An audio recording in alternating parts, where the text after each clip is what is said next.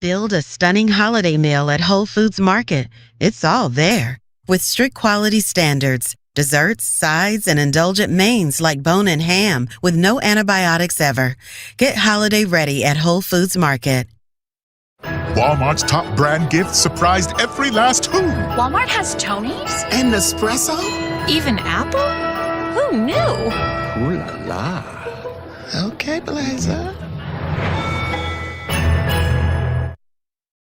These eyes. These eyes? These eyes read the feed. They take it all in. They find things. Most of the time, They wink. And occasionally cry. These eyes deserve better care. from the best doctors. That's why I take them here. A place that's all about better. Better care that doesn't break the bank. With a team of doctors and associates. Who believe every single eye deserves better. Use this year's benefits before they're gone. At America's Best.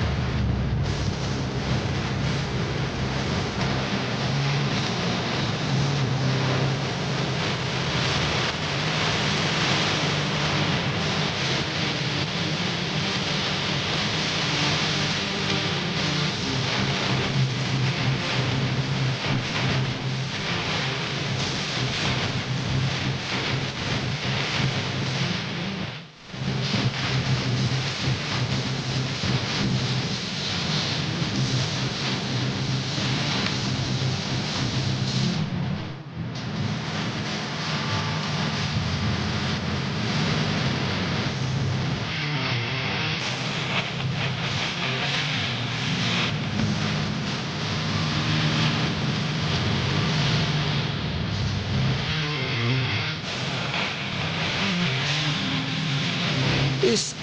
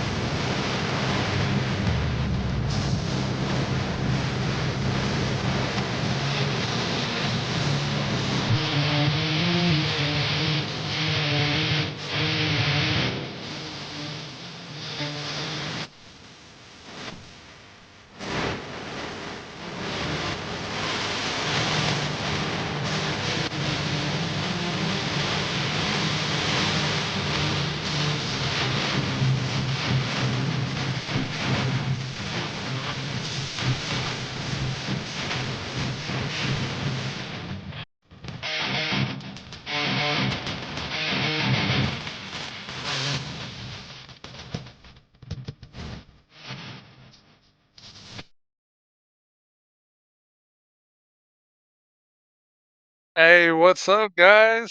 What's up, Christy? What's up, Tyler? Fucks up, everybody.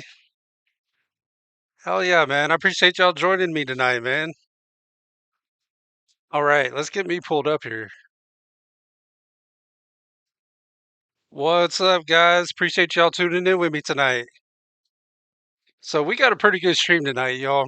I don't know if y'all know who Wes Watson is, but Wes Watson, he did 10 years in prison, and when he came out, he actually seemed like he turned his life around. Like, he really did. But he's been going downhill. Like, I don't know if he's got hooked on drugs or what the fuck's going on with him. But something's wrong with him, man. But we're gonna check him out. We're also gonna be checking out uh, a female killer that doesn't realize that the cops are catching out onto her. And then also we're gonna be checking out an ex-warlock that used to worship Satan and now believes in God, which is fucking crazy. But at any rate, I appreciate y'all tuning in with me tonight, guys.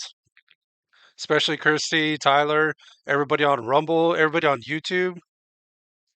Female killer. Yep. Or I guess it's a female killer. I don't know. I haven't watched the video yet. But let's check out this Wes Watson to see what the hell's going on with him. If y'all don't know who he is, man, like I said, he did 10 years in prison. He came out, kind of turned his life around, but now it seems like he's just fucking going. He's just going downhill, dude. I don't know what the fuck's going on with him. Hell, is sitting there reporting non-stop 24/7 to try to get all these accounts banned. What? He's doing what?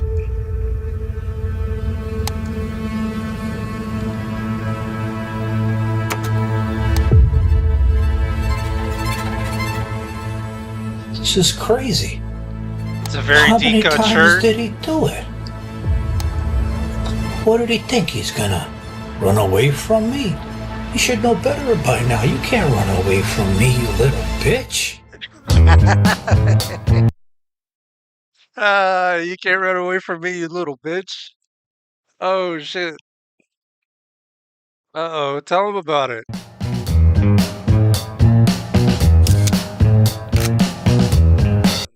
Oh, shit, dude, he looks fucked up. He looks fucked up. Look at his eyes, man. Damn, I hate to see that too, man, because he was doing so good. Like, when he first came out, he was doing great. So this asshole thinks he can get over something on everyone with all the sneaky shit he does. But his biggest mistake is he Damn, fucked that with the sucks. wrong guy. So if there's one person he can't get something over on, it's me. So get this, do you understand what I look like from this angle? Like if someone's walking behind me. Do you understand how much your chick would cream her panties if she saw me walking in front of you guys? She'd be like, oh my God, I wish I could just... Oh my God, what if you seen how much your chick would cream in her panties if she seen me walking in front of you? Oh shit, dude. The level of ego. The ego is real. knocked my dude out and be in front of him. Come on, dog. And now it's time to teach him a lesson, because we all know. Don't compromise quality insurance for savings we don't want to or see your you... time for this ad. Hey, Hit how that about skip you button. jump rope Or through that? We don't. want to see that. And watch me. How much little Peggy deserves it. So people have been wondering, what's going on with that piece of shit? Because I haven't spoke about him in a while. And you guys know who I'm talking about when I say that, right? Peggy Watson, the original piece of shit. Well, the only cream a in your lot's been pants is going cream on with corn. him. So much, in fact, I don't even want to know all the juicy details. I mean, come on, that name Peggy, that didn't come from nowhere. And as we all know, he's in the... So for those of you that don't understand, they call him Peggy Watson because apparently, well, I mean, it's kind of self-explanatory. Apparently he likes to get pegged. I don't know if that come from prison. I don't know if that was a prison thing, but yeah, one of his ex-girlfriends says he likes that. So that's why he calls him Peggy Watson. Middle of 2 court cases, and he wants to do whatever he can to look better for the judge, including dirty things, slimy things behind the scenes to cover things up and shut people down. But as always, I caught the little bitch. And now, wait until I show you what that little bitch has been doing. Wait a minute. Tyler, what do you mean you're Peggy Tyler? What do you mean? Please don't, no. Please don't tell me. Please don't tell me you're into that. No. Tyler, come on, man. Explain yourself.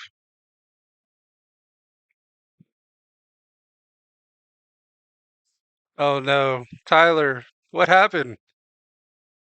What happened? So the last time we spoke about this asshole and we saw him, he was with the Island Fuckboys and Jack Epstein this. I hope you're joking, dude. No way. Peggy Tyler. Fuck the hell no.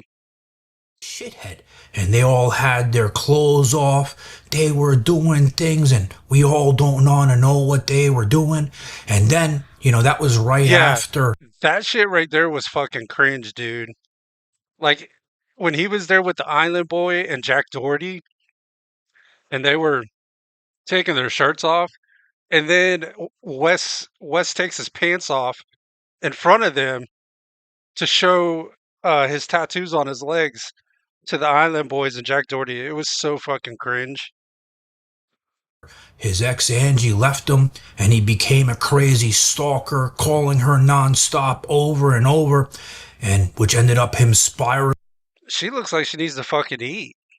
Like, her face looks like it's... Good God. Look at her cheeks. Like, her face is sunk inward. Holy shit. Somebody needs to feed her. She almost looks like she got just a skeleton face. And she fucked up her lips, too. With the Botox or lip injections. Out of control, going back to his old habits. Well, that's the last time we spoke about him, and a lot has happened since.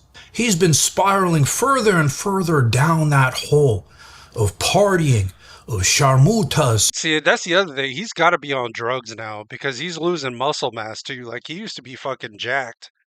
But he's still jacked, but he ain't as jacked as he used to be. He's been losing a lot of weight, man. That's why I'm wondering if he's hooked on drugs again. Of doing things that he's not supposed to be doing. And the thing that's ironic about all of it, remember how he's always like, making fun of people for 10-inch arms and tits, right? Well, if you look at him now, take a look at him in this footage and photos. He ain't half as big as he used to be. I don't know if they're going to show another picture of him, but if, like, after the stream's done, if y'all go look at his earlier, like, he used to be fucking jacked. But he's lost so much muscle mass, it's insane. He's got to be hooked on something now, y'all. Karma's a bitch. Because if there's one person now who's got the 10-inch arms and tits, it's him, because he's turning into a little twink boy. That's what you fucking saying. I mean, what do you like, San Diego, Vegas? I like Miami. I can't do San Diego anymore, so. Vegas for what? From Miami to Vegas, I can be in Vegas for like 48 hours. I don't know how people even do it here, but you're crazy. But then I was thinking, maybe he's doing that on purpose because he's going to be spending time in prison. Maybe he wants to be more attractive to the other inmates. He's going to be spending time in prison. Maybe he wants to look more attractive for the inmates. Oh, shit, dude. But remember I was saying, about the stalking Angie? You would think it's been months that it would stop, right? But no, it's gotten worse. He's become like Jodi Arias. You guys remember that Sharmuta that killed her ex-boyfriend? That's what this... Sharmuta? Hey, is that what we're calling females now? Sharmutas? That Sharmuta? Fucker is becoming when I tell you this story. You remember his other ex-girlfriend, Gabby? The Sharmuta with those lips, right? The Sharmuta. The one that, was an actual escort and we found her ad. Well, one of them, anyway, because we know he does this all the time. He thought it would be a good idea. Okay, I don't know what her name is, but I'm going to assume it's Sharmuta. Sharmuta and her dog. Let's see, what would be the name of her dog? Sharmuta and Brownie. There we go. I've never heard anybody say that before. Sharmuta. To take her, right? Rent a private jet. Bring a couple of her friends. Go to Vegas, where now Angie lives, right? And she's working at the strip club over there, right? He thought it was a good idea to take them all, right? Go to Vegas. First, start calling her phone nonstop like a psychopath again. Oh no, he's stalking his ex. He's phone bombing her. Oh shit. Dude, he's got all them other women around him. Why is he gotta keep calling her and harassing her? What the hell? Worse, show up at her strip club with them. And okay, well there's the problem right there. Showed up at the strip club. So she works at a strip club? His ex? Oh boy. And wonder why they kicked him out. So this is a new record. But we know why. I didn't get to go in, Rhino, and I was already kicked out. I'm kicked out of Tootsie's. Hopefully we can reinstate that. I didn't even get to go in. I was already there. I've been there since before prison. Since before I was locked up, I have not been there. I was already kicked out. Why do you think? Spearman Rhino ain't paying. So why do you think he was kicked out?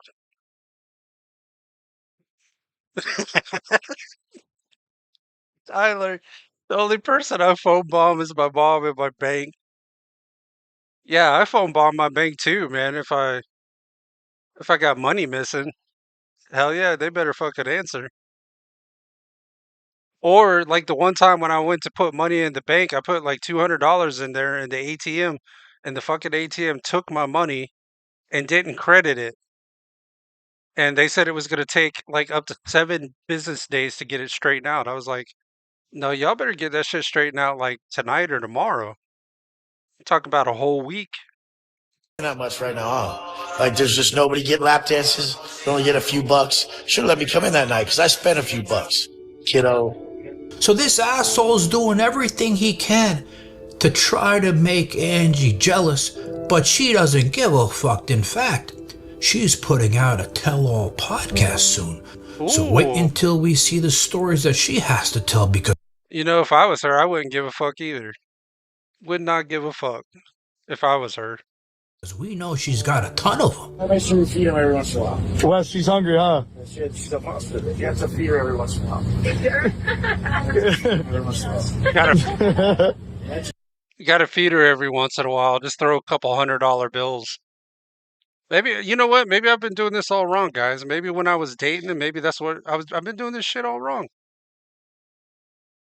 You know, maybe I need to be throwing a couple $100 bills. Is that the answer these days? I don't really date anymore, so it really don't fucking matter. But still, we just throwing $100 bills around now. They're hungry. They're hungry. They're hungry too. They're hungry. Yeah, and still. Oh, if they're sharmutas. Doesn't make any money. They never show the real part. I show the real parts. This is why everybody's so fake online. They don't show the real shit. They talk shit to you when you go to a strip club, but they work at one. Okay? Yeah, Sharmuta with their dog Buddha. They're all fucking fake. But I'm still thriving, bitch. I gave more. They're fucking fake, but he's still a thriving bitch. I think he's fucking fake. That's what I think. You know, he might go back to prison too, because if y'all don't know, if you haven't watched any of my past streams, he got into a fight with a guy in a gym, and him and his boys like beat the shit out of this dude. Now, I kind of don't feel sorry for the guy though, because the guy went to the gym knowing that he was going to try to fight Wes. So I kind of don't feel sorry for him, but he thought he was going there for a one-on-one fight, and he was actually going there for like a 1-on-5 fight. They beat the shit out of him. Money out this weekend to simple bitches than that bitch will ever have in her fucking life. That's ever had in her account. So just check it out. Just check it out. Go be someone's side chick, you dumb bitch. And you know something else that I noticed because I saw this picture. He has the body of a someone woman. sent me off Reddit of his shoes, right? Because while he was in that private jet sharmutaing around, right? If you look inside his shoe, notice something over here. Regular Chucks, okay? Let me show you this picture first. Oh, yeah. So for those of you that don't know, too, he's very, very insecure about his height. Like, he's 5'8", and he is so insecure about that. It even says on his prison, either his arrest record or his prison record, it says 5'8". He doesn't like it, man. He tries to tell everybody he's taller than 5'8". I'm like, what's wrong with just saying you're 5'8", dude? And now he's putting shit in his shoes to make himself taller. There's a logo inside. Now, if you look at the little bitches, Chucks, notice there's no logo. And you know why? You know why there's no logo? Well, first, before I say why there's no logo, look at the laces. Notice the laces in this picture. You notice how they're always open on top, okay? Well, they sell these lifts. Because he can't close them because he's got them lifts in the heel. Oh, shit, man. He's wearing heels, y'all. That you put in your shoes to make you taller. And if you put them in, you can't fit your foot in. So the laces have to be undone. And that's why there's no logo inside those shoes. So this ass... Like, I'm 6'1", okay? Even if I was 5'8", like, it would not fucking concern me, dude. Like, you can't change how, however you were born, whatever your features are, that's just what you got. You know what I mean? There's no shame in it. I mean, I don't give a shit if I was 5'4", you know? Would not give a shit. Asshole, as we know, is so insecure, the little bitch with tits, right? He has the little bitch with tits. Oh, shit. To put lifts in his shoes to make himself taller, the little asshole. Everyone is confused when I wear these on the first day of school. They add up 3 inches to your height. Tag your short friend who needs these. Holy shit. Well, now, let's get to the real dirty shit that this guy's been doing to cover shit up for court. I mean, we all know there's thousands of videos online of this asshole spread everywhere, right? Of him doing and saying stupid things.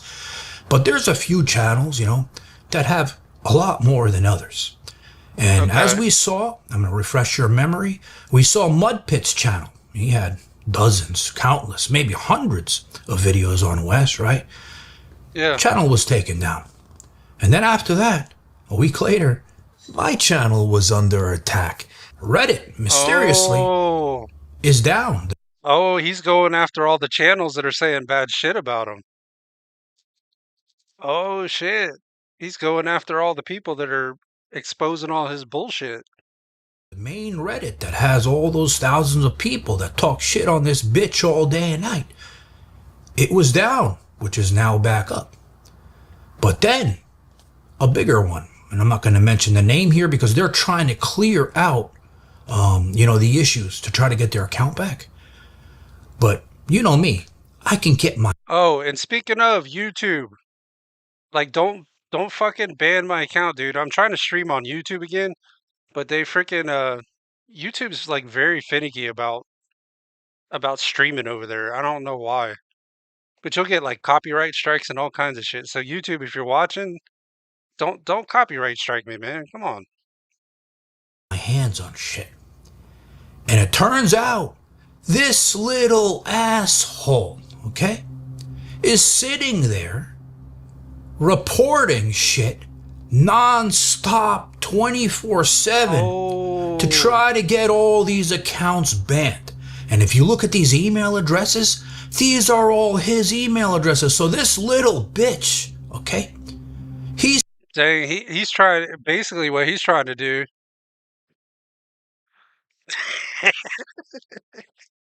You're right, Tyler. It probably is. Hey, that's kind of like when I was doing the stream on the Roblox thing the other night, and all of a sudden, like, my OBS crashed and the stream went out. That was probably Roblox. So yeah, if I don't stream anymore, it's probably because of Peggy Watson. Yeah, if you're watching, Wes, we're blaming you, dude. Sits there Remember, calling us all rats, right? For saying the shit we do online about him. It's like, do you guys realize that your whole life is based off of me? Oh, God, oh, God. Why do you want me to, like, be so... Was he just... Okay, time out. Time out. Was he just grabbing his junk? Grabbing his nuts? Hold on, we gotta go back. Some rat telling... Is that what I seen? For saying the shit we do online about him. It's like, do you guys realize that your whole life is based off of me? Oh, God, oh, God. Why do you want... Come on, man. Wes, what you doing? What are you doing, dude? Want me to, like, be some rat telling stories about people. Have you guys noticed by now I don't do that? That's what you motherfuckers do. Talk about me, talk about this, talk about that. Rat, bullshit. But when you look at this and what you're doing to shut people up to hide your own bullshit online, who's the fucking rat now, you piece of shit? And now, the funniest one. Yeah, for real. Even though there's no direct proof connecting Wes to this incident that I'm gonna show you, from his other behavior, this allegedly could have happened. One account that I guess his reporting bullshit didn't work, right? What's it say? Remember, this is allegedly what could have happened on this situation since I do not have evidence connecting him directly to that account. Okay. You know what he tried to do to him? He tried to scare him. He had some bullshit account, right? Send this guy a message of a fake court document saying he's gonna sue him unless he takes shit down, but I looked into it, and that case number is a bunch of bullshit. So this asshole is trying Wesley Watson versus John Doe. Oh, shit. All right. Who's John Doe? You know how many John Does there are? Owner/operator of Instagram at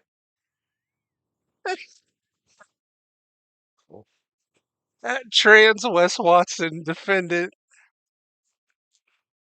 Oh shit. So what, are you trying to tell me that Wes Watson is trans now too? John Doe, owner/operator of Instagram at Trans Wes Watson. Oh, you fixed the moderator issue? Okay, that's cool, man. Yeah, your moderator didn't like me, man. Everything I was saying, it was fucking striking me out. every single thing he can to cover up his tracks and take people down. But the ironic shit about this is I'm in contact with all the lawyers that are involved in this case, right? In both cases. And they have a binder. Actually, not a binder no more. Okay, I'm not trying to like cover for Wes, but if he's in contact with the lawyers, like aren't the lawyers supposed to have like a like some kind of privacy? Like where if he has a lawyer, his lawyer shouldn't be telling people or the media like what's going on in the case. It was up to max, so now it's minimal. Yeah, man, I wasn't even saying anything that bad either. At least I don't think I was. And it was striking me out, man. It was like, yeah, deleted by moderator. I was like, fuck you, moderator. A folder full of all the videos this asshole had up, even the ones he took down. So all this shit he's doing is not gonna matter. And you know the funny thing, I'm gonna share the story with you. In court, right? Because it's going on right now, the civil case, and we can't give all the details about what's going on because it's ongoing, right? They played a video of me in the fucking court. So imagine that asshole's face when he... They played a video of him in the court. Because Wes Watson's, right now he's going to court because of that case of that guy I was telling y'all about. That he beat the shit out of in the gym. But imagine you go to court and they play a video of him talking about him. I'm starting to make my stream professional by a better logo and banner and a new X account. Saw my face on that screen. He probably had a... Yeah, dude. The more social media you can get onto, the better, man. TikTok, YouTube, uh, well, nah, fuck Facebook and Instagram. But yeah, X, Twitter, or formerly Twitter, TikTok. TikTok's kind of eh. YouTube is kind of eh. So I don't know. But YouTube is so finicky. Like YouTube and Twitch, the both of them, oh my God, they are so finicky. Like you'll get copyright striked or you'll say something that they don't like and they'll just fucking take the video down for no reason. Like, okay, for example, this is a good example. I did a video of it's on my YouTube channel, but I know they suppressed it because I did a video that actually showed a picture of Bill Clinton in a blue dress inside of Epstein's house. And I put that shit on YouTube and it's only gotten like 3 views, where normally I get like hundreds or sometimes 1,000, 2,000, and they just like suppress that shit. Like they didn't even they didn't let nobody see it. It's crazy. A heart attack, that piece of shit. And again, he calls us rats. But now I have all these reports from his email address, right? Reporting everybody else. So now let's see what happens to this little bitch in court, because again, all the details are coming. How many fights in prison? I mean, in county prison, you can't really fight. If you guys didn't see this, y'all need to go back and watch it either on YouTube or my stream. This was so fucking cringe. So it was him, it was Jack Doherty, and it was the Island Boys, and they were showing each other their tattoos. And then then Wes is standing in front of him, and he takes his pants down so that he can show all the tattoos on his legs. And I was like, this is just so cringe. But I mean, if, probably 7. Were you with the Aryan brothers or just... Why? When you join prison and you're on GP, and they went up to you. You're an Aryan brother. Yeah, you're part of Aryan brothers. You're able. Same walk in, you're able. No one denies it. I mean, the thing is whites are here. Southern. Is that something you want to brag about? Is that something you would brag about if you were in prison? He asked him if he was in the Aryan Brotherhood, and he's like, "Yeah, if you're white in California prison system, you're in a gang," which is partially true. It is, but still. Oh no, Jack Doherty, he's a piece of shit, dude. Hey, I call him Jack Epstein because he's pimping out all them girls around him on OnlyFans and taking a percentage of their money, actually taking the majority of it. That's how he's making all his money. I'm Hispanic, so where would I go? You'd be on my side. But you'd be chilling. You'd be chilling. We were chilling. So stupid, dude. Okay, this is an advertisement here. But yeah, man, Wes, if y'all don't know Wes, y'all need to go back and watch some of his videos, man. Like I said, when he came out of prison, he actually started off he actually was doing pretty good. But I don't know what happened, man. He just went downhill, dude. Something happened. I think he got hooked on drugs again. I think he let the women and the money get to him. Because I think he's a millionaire for sure. He's got might even have a couple 100 million by now. I don't know. But at any rate, yeah, the Island Boys and Jack Doherty, call him Jack Dildo. I call him Jack Epstein. Yeah. Mainly because he's pimping them girls out on OnlyFans and taking a percentage of it. And then I did a stream a while back on this girl, McKinley. I don't know if y'all know who she is. The Island Boys, they got a baby? Oh, shit. Man, I feel sorry for that kid, dude. But yeah, I don't know if y'all know who McKinley is, but McKinley, I guess, dated Jack Doherty for a little while. And man, he abused the shit out of her, dude. I mean, physically and mentally. He abused the shit out of her.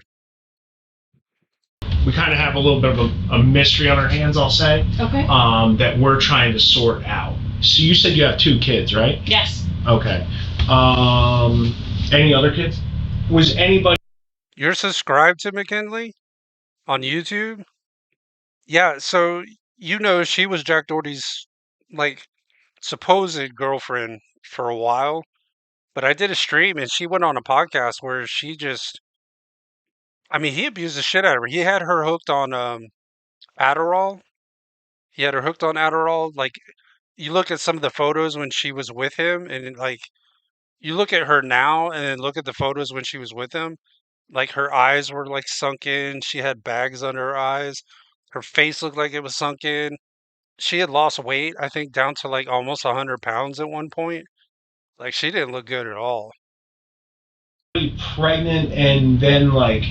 All right, guys, does she look like a killer? Does she look like a killer to y'all? Rumble saying, yeah. Yeah. No one ever saw the kid or anything. This is a baby, if you couldn't tell. I'm gonna throw up. Like, that's gross. I'm sorry, I've got goosebumps. Maybe it was actually set on fire. Oh my god. In Albany, New York. That's a she? I don't know. It could be a trans. It could be a trans lady. A twisted crime has haunted the city's residents for 27 long years. An unidentified newborn baby was murdered, burned, and dumped in a local park. Damn. But as one family is about to find out, no secret stays buried forever. God help someone if they lie. The following report is based on official police records. It does. She does kind of look like a dude, don't she? Maybe she's trans. Maybe she's a member of that LGBTQ plus, whatever the hell the plus is for. Records. On the morning of September 6, 2024, police officers swarm an unsuspecting 52-year-old woman named Carrie Mazuka and abruptly whisk her away from a Dunkin' Donuts parking lot in Guilderland, New York. We're gonna need you to come with us. We'll explain everything when we get where we. Okay, well that explains everything. Yeah, New York. Yeah, people are fucking crazy up there. That explains a lot. Have to go. Okay. But I need you to. Hey, there you go. That's how you know she's a killer. Because you know, with her last name being Mazuka, she's carrying a bazooka. Carrie Bazooka. Help me out with this. It'll make sense in a minute, okay? Vehicle will stay right here. The troopers will make sure it gets locked up and everything, but it's imperative that you come with us now, okay?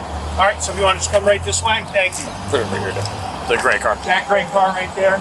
And I'm sorry, but it's our policy before you get in our vehicle. This way we have a female with us. We just need to make sure you don't have any weapons or anything like that on you. Can I grab my cell phone and call work? Am I gonna be late? Really? Is that what you're concerned about? Like, you're fixing to go downtown for questioning and you're concerned about being late for work? Man, I wouldn't even worry about calling work. I wouldn't even worry about work. Fuck work. Don't see it. What time do you have to be at work? 8:30. I think you should be okay. We'll grab it for you if you'd like. Where is it? Washington Ave Extension. No, your phone. Oh, and Where does she work at? This fast food restaurant right here? Or this McDonald's or whatever the hell it is? it should be right in the panel, like the cup holders. Cup holder? Okay. Okay, yeah. I'll grab it. All right. Hang on one sec. Or Whataburger? Is that what that is? Carrie sits in the back, and if she has the slightest clue what all of this is about, it's not apparent. So what happened? I didn't put my signal light on till. Oh, you know those How stupid do you have to be? Like, how stupid do you have to be? Like, they're not going to put you in a cop car and take you downtown because you didn't put your turn signal on. That's a stupid question to ask. Troopers, they're always worried about vehicle and traffic law. I think that's what I heard him saying when he came in. You might not have. Can I have my phone? We have it. Yeah. Can I have my phone? Just 1 second, please, and we'll get you that. You wanted to call work and just let me know I just want to text work, yes. Okay.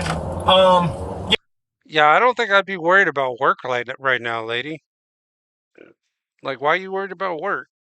Yeah, if you just, do you mind giving her a phone so she can just let her know she's gonna be late? Where are we going? She probably ain't even trying to call work either. She's probably wanting to get on the phone to whoever she needs to talk to about whatever it is that she supposedly did and tell them, be like, hey man, I'm in a cop car. I'm in trouble. Please come help me. Right down to our station. Am I getting a ticket or anything, or? Well, I mean, you've been pretty cooperative, so I don't think you'd be getting a ticket. This is like a first for me. I'm like shaking. So you're okay. No, you're fine. Seriously, relax. You're not in danger or anything. You're fine. That's Lord Farquaad of Duloc. What the hell is that? Is that what you were talking about on Shrek? No human trafficking here? No, you're good. All right, Carrie. Okay, you're in a vehicle full of freaking cops, and and then you're gonna be like, "Am I being trafficked?" Boy, talk about trying to play victim, boy. Can't believe how nice the weather is. Still going into September. This elevator is probably older than all of us put together. Yeah, it's tiny. Sorry. Feels like a closet, not an elevator. Older than all of them put together. I don't think that's an elevator I even want to get into. Nah, fuck that. You know, if there's anything I'm actually scared of, that is probably one thing I hate is getting into an elevator in a really tall building that's got like 20 floors. Because I always figure if it's because I have bad luck anyways, like bad luck seems to find me somehow. I always think, I would be the one person, that would get in the elevator, go up to the 20th floor, and then the thing just fucking bottom out, drop out, and kill me. I hate elevators that go up too far. I don't know if it's the slowest elevator, but it is. It's one of the top 5. It's not quick. Carrie is taken into an interrogation room at the Albany Police Department, where the investigators ask for her help in solving a crime that has haunted the community for decades. We kind of have a little bit of a mystery on our hands, I'll say, Okay. That we're trying to sort out. All right. So with that being said, I'm going to read you a few things. These don't mean they're in trouble by any means, okay? But because there's some unknowns that we're dealing with, I want to make sure you understand them, and then we can kind of explain what's going on. Okay.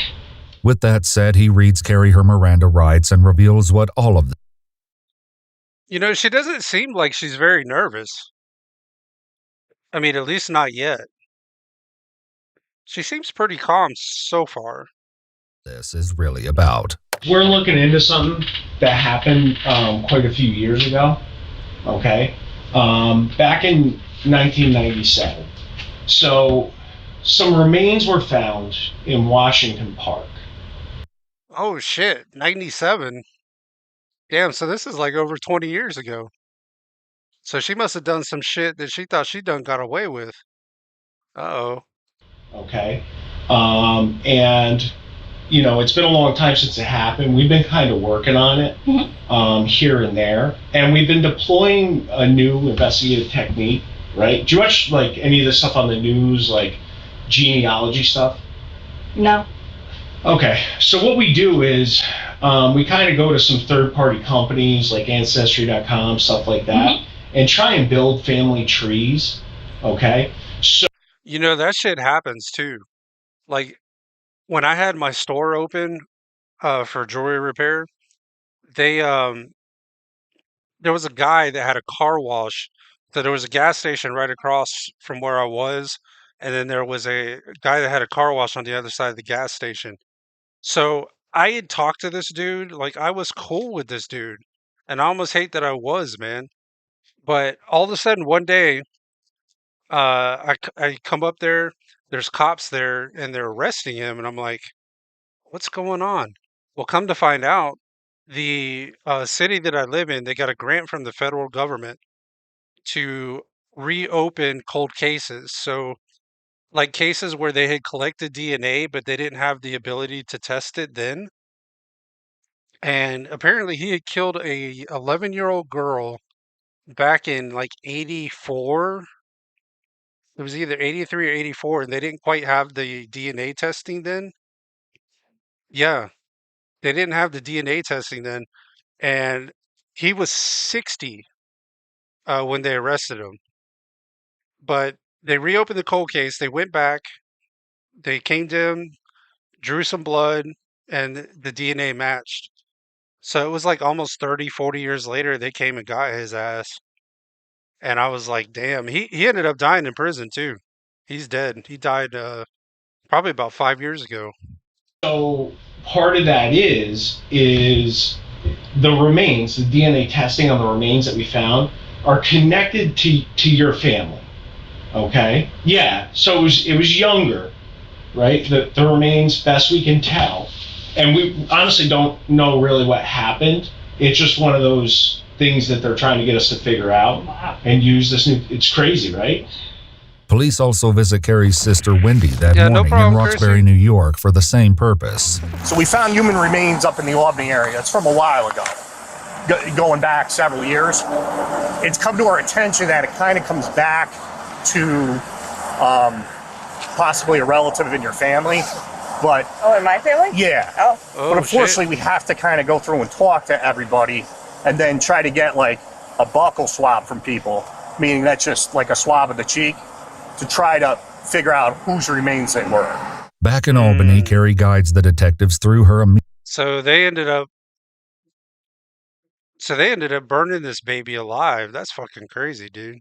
immediate family, which includes an ex-husband and 2 adult children, as well as her extended family members, none of whom are missing as far as she knows. No one in the family's talked about losing someone that never got accounted for. Younger, though. Like, young. How the fuck do you lose a baby and nobody brings it up? Like, how do you lose a kid in your family, like anywhere in your family, and then nobody brings it up? Like, that's such a weird question to even have to ask. Nobody in your family's lost a baby? No, they're all accounted for that I know of. They're all accounted for that I know of. Uh-oh. Anybody pregnant and then, like, no one ever saw the kid or anything? No. No? Not that I'm aware of. With Carrie eliminating everyone else in the family, the detective focuses in on her. So you said you have 2 kids, right? Yes. Okay. Any other kids? No. No? Okay. I know it's kind of a personal question. She might have 2 kids and 1 burnt one. But it's one of the things I gotta ask. How many times have you been pregnant? 2. 2? Yes. Okay. Very easy, very... Easy pregnancies? Mm-hmm. No issues? No. What about after? Because, like, my wife, she got the postpartum. Did you ever get that? No. I babysat for so many people in Roxbury. Like, I was the town babysitter. Okay. That I think, when I had my kids, it was easy for me. Even if she was the town babysitter, I don't know if I'd be saying that. If you're being interrogated for possibly a child being burned alive, I don't know if I think that's something I would not bring up. That I was the town babysitter. Me, because I'm used to crying, screaming children. As important as Carrie's experiences growing up in Roxbury may have been, the police today are only concerned with 1 child. This is a baby, if you couldn't tell. I'm gonna throw up. Like, that's gross. I know. So the remains were found where? Can you tell me that? Yeah. So, are you familiar with this area at all? Within Washington Park? I've seen it during Tulip Festival.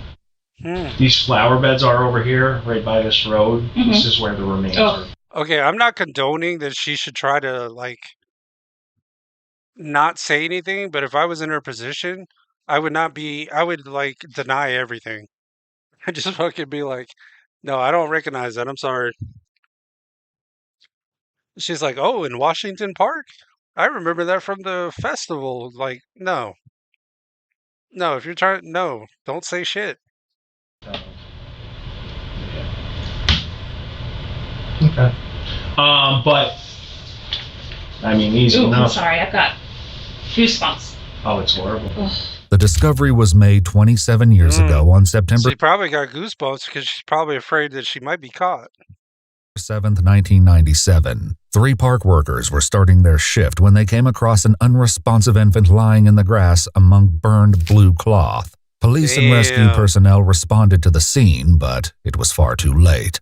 The child, who would go on to be named Baby Moses Washington in reference to the park and a nearby statue, was already dead. So this is a very newborn baby. that it gets found. And we're trying to hash that out.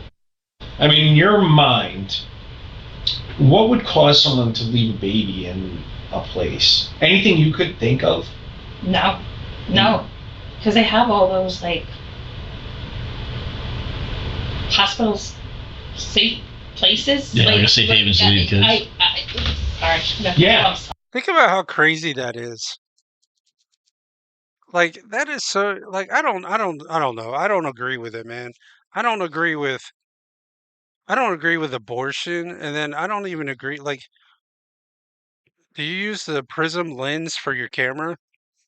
Nah, nah. I just use I just use the camera that's on my laptop, dude.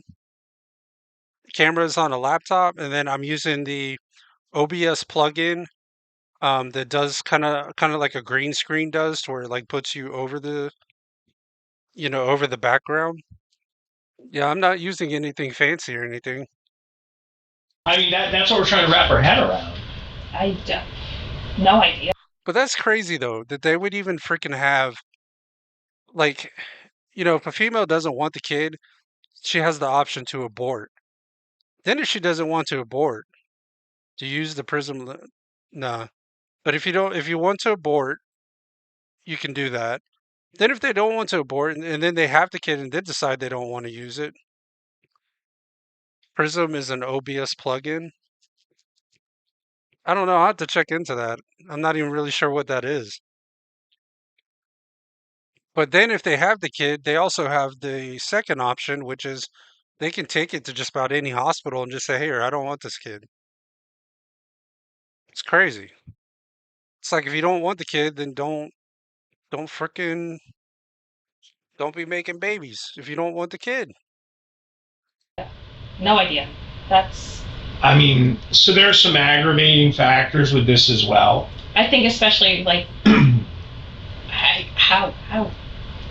Right. He'll soon reveal much more about these aggravating factors, and they are horrific. But for now, he just wants her cooperation. So part of this is we're going around, we're trying to collect the...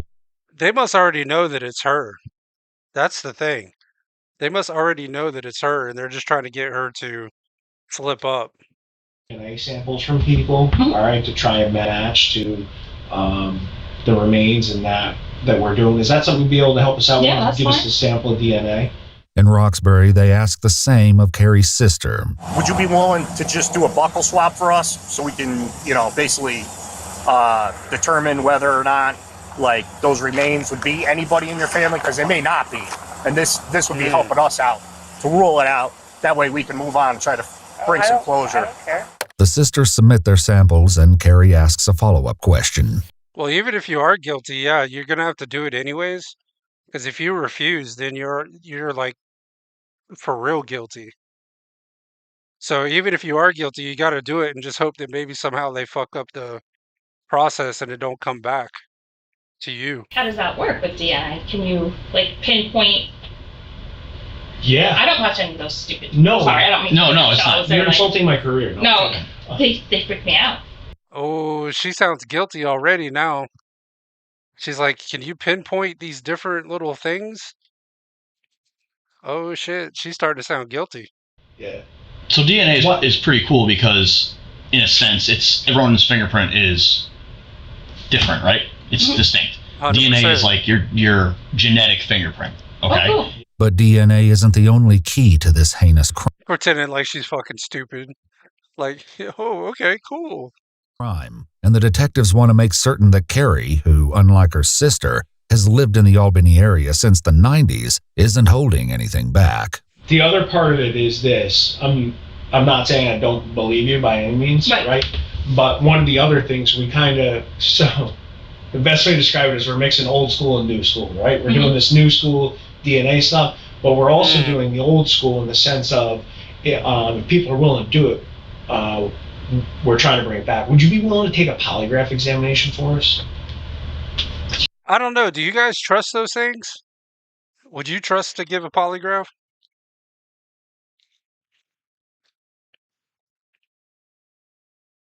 I'm like 50-50 on it. And see, I don't know. You see, here's the thing. Who's not to say that you get either a corrupt examiner or even a corrupt law enforcement office, and you go ahead and give your polygraph, and then they just like change it to make it look like you did lie when you really didn't. You know they got to be doing some shit like that in some places. I'm not saying everywhere, but that's why I wouldn't give a polygraph, man, because I'd be afraid. Because if they want to try to nail you, they'll try to lie any way they can. Especially if you're dealing with the government. If the government wants to nail your ass, they're gonna find a way to nail your ass somehow. Okay, awesome. Appreciate it. Hang tight 1 sec. Instead of arranging for a polygraph, however, the investigators returned to give Carrie a clear look at exactly what kind of crime this was. So, I'm sorry I gotta show you this, but I do, because it is important. Okay? The baby was actually set on fire. Dang. Oh my god. Yeah. Yeah, so not only was it abandoned, but... Oh my god. Yeah. So we're trying to figure out... The baby was set on fire. But it makes you wonder, did the baby really feel anything, even though he was a baby? I mean, because when I was 1 years old, I don't remember being 1 years old. I'm not trying to justify it. I'm just saying, I guess if you're going to be burned alive, it'd be better to do it when you're just a brand new newborn than if you were like already 20 or 30. Who did it? Obviously, right? Right. Because in your mind, I mean, you see that. What's that scream to you? It's crazy. Whoa. But I mean, as I said, everything's explainable. Right. But it's not me. I don't know. Especially when we can prove it. Mm-hmm. That's not a spot you want to be, or someone wants to be in, should say. Right. Right. Like if someone is truly related, or the Yeah, but how do you know if they really if they have proof of it though? Like he's trying to get her to like admit to it, but how do they know? They could just be bluffing. I don't know. mother or father of this child, the best thing they could do when we talk to them, and this is just me thinking out loud, is the best thing they could do when we talk to them is be truthful, right? Because what they do is we end up, we get DNA, we make comparisons, and God helps someone if they lie. As the detective ramps up, the woman who maintained for 45 solid minutes that she knows. Okay, it's not going to matter whether you lie or if you tell the truth. Like, telling the truth is not going to lessen your sentence. Like, if you got a murder charge, you got a murder charge. They try to make you believe that bullshit. Like, hey, if you tell us the truth, it won't be as bad. No. No, if you killed somebody, I don't care if you tell the truth or lie, your punishment's going to be about the same. So, no, I call bullshit on knows that. nothing about this long ago tragedy. No idea. No idea. Is about to drop a bombshell. Because all you have is your credibility, right? Because 27 years ago, baby Moses gets found here, right? And say you are mom, right? I'm not saying you are. What if she actually burned the kid, baby Moses, when she had him, and then later on she ended up having two more. Once she realized she thought she got away with the crime, she went ahead and had two more kids just so that she could say, well, I would never, that they wouldn't believe that she would do that because she already has two kids of herself, of her own. But say you are, right? And we bring you down here, and you say, no, I'm not the mother. I was never pregnant then. What if that's not true? Like, we can figure all that stuff out, right? And then what happens is we go, hey, guess what? We found this baby dead and burned, and the mother said she's not the mother. What's that scream to you? Damn. If you're I did it. I did it. You did it? I did it. Carrie's sudden confession lands. Really? Really? That's how she's gonna do it? I did it? I don't know, man.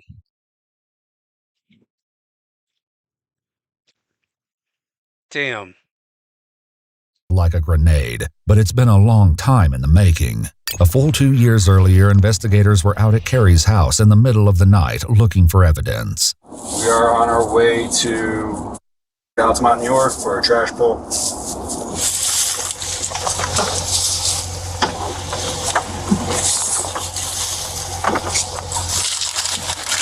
After a decades-long investigation that has included some dirty jobs, the detective wants to finally hear all of the horrible details. Dang. What happened? I got pregnant. I had the baby. I gave birth in my bathtub. Baby died. Didn't know how to get rid of it. How'd the baby die? What? Are you kidding me? She had the baby in the bathtub at her house and it died. Are you fucking kidding me? Had the baby in her bathtub at her house, it died, and then she went and burned it and didn't know how to get rid of it. Yeah, I call bullshit too. I think I had water in the bathtub. I think it drowned. You drowned it? I didn't drown it. What? Why the fuck would you give birth to a baby in a full bathtub? First of all. Like, yeah, you're gonna drown the damn thing.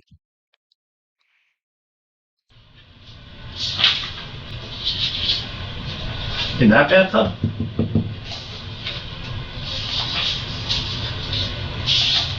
Yes.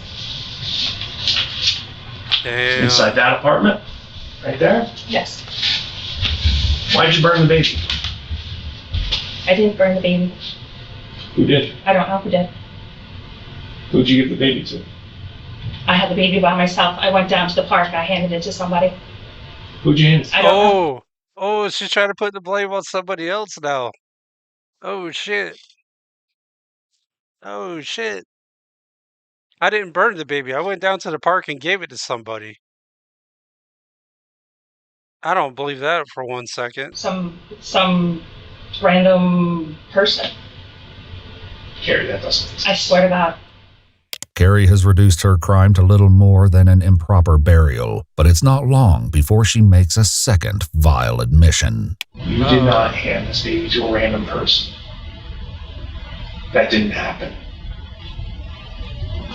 I didn't know what to do. I set the baby on fire.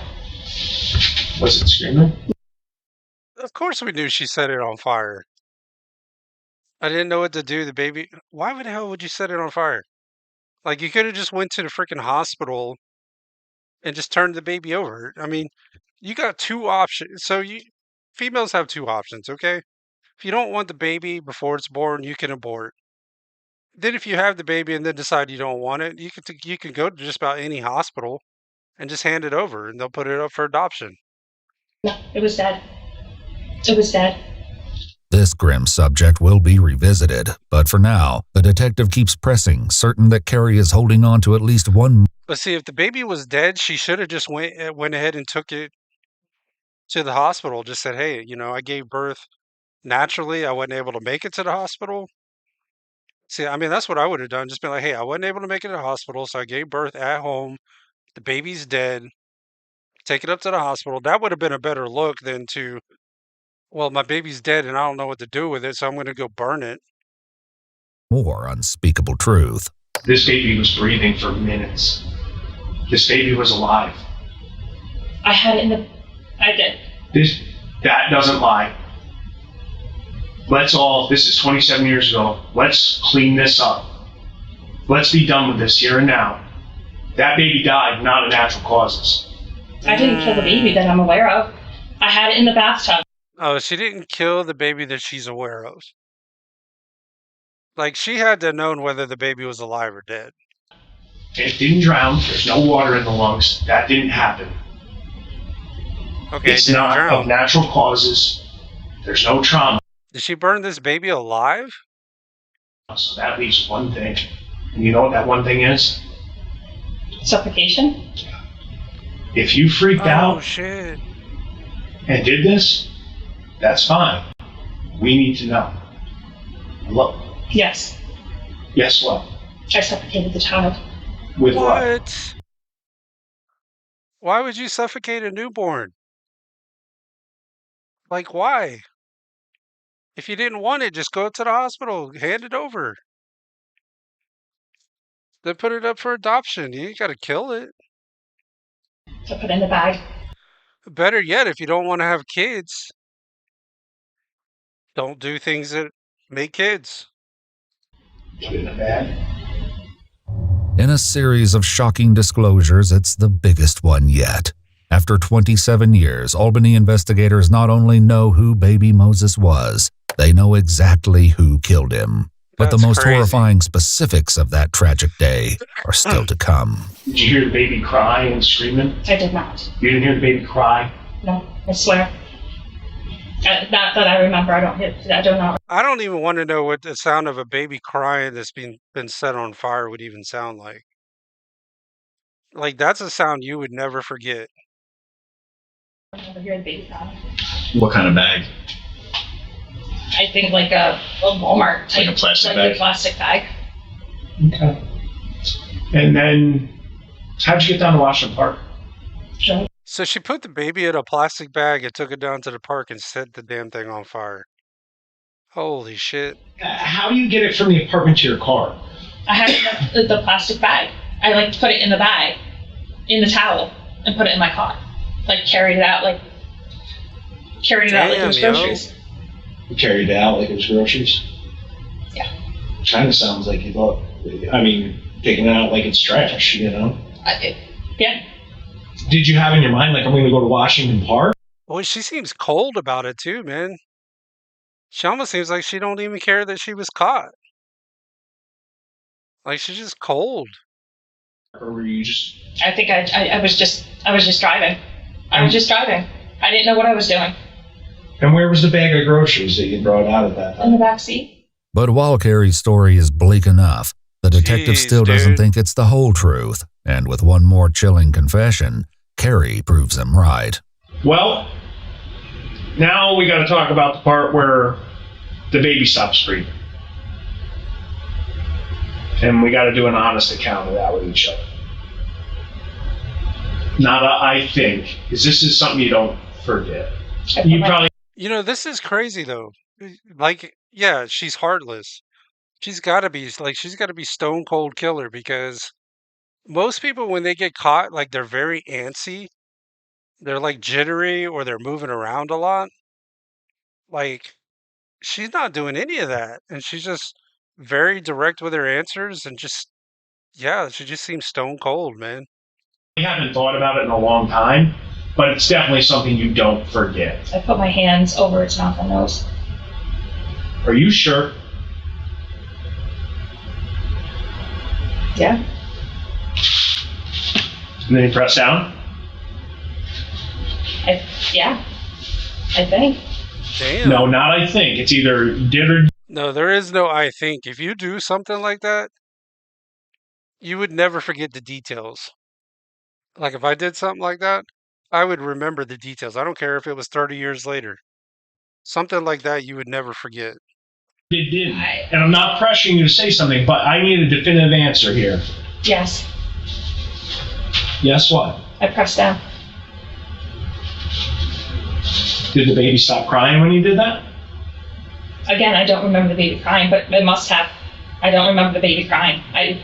I want you to think back to 1997 when you had your hand over your mouth and nose. Did you feel those little breaths hitting your hand? Yes.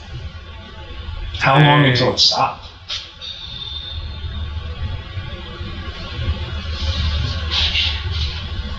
Like I said, y'all, she wasn't going to have to worry about going to work. She ain't going to work. I don't know why she was so worried about that.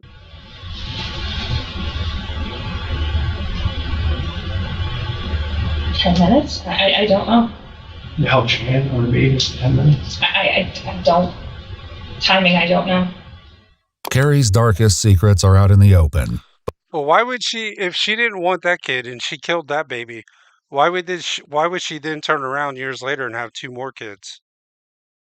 That don't make no sense. But the detective wants to know more about one of the crime's most disturbing aspects, the scorch marks on the baby's body. Yeah, that don't make no fucking sense at all. I started to walk away, and then I was afraid that there might be evidence on the towel. So it wasn't the baby, it was... You were trying to get rid of the towel. The towel. I was afraid my fingerprints or whatever would be on the towel. So I wasn't setting the baby on fire, I was setting the towel on fire, not at that Yeah, but if the baby's wrapped in the towel, you're setting the baby on fire too.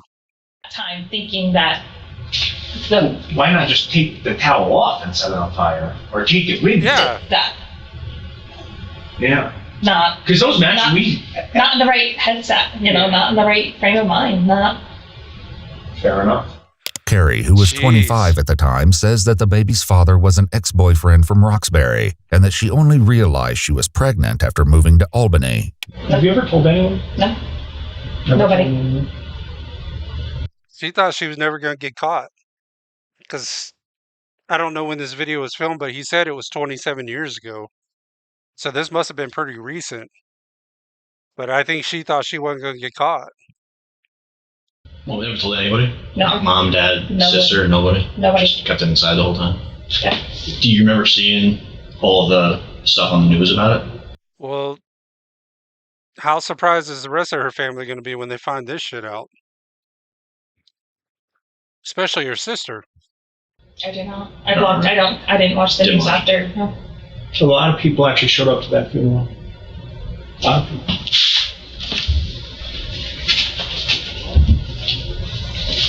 Thank you. A lot of people, for a lot of years, We're wondering. wanted to know. Not even for someone to be in trouble. No, people don't care. People want to know. Blocked it out. I just, I just, even today, I just, like, it. If you could say anything to that baby right now, what would it be? I love you and I'm sorry. Bullshit. If he asked you, why'd you do this to me? I was young, stupid, and... With Carrie's story having continuously evolved, Saying you're young and stupid, that's not really an excuse. I mean, I was 18, 17. I was young at one point. I wouldn't have killed my daughter's 11 now. I wouldn't have freaking killed her. Even if I had her when I was 18. I mean, damn, dude.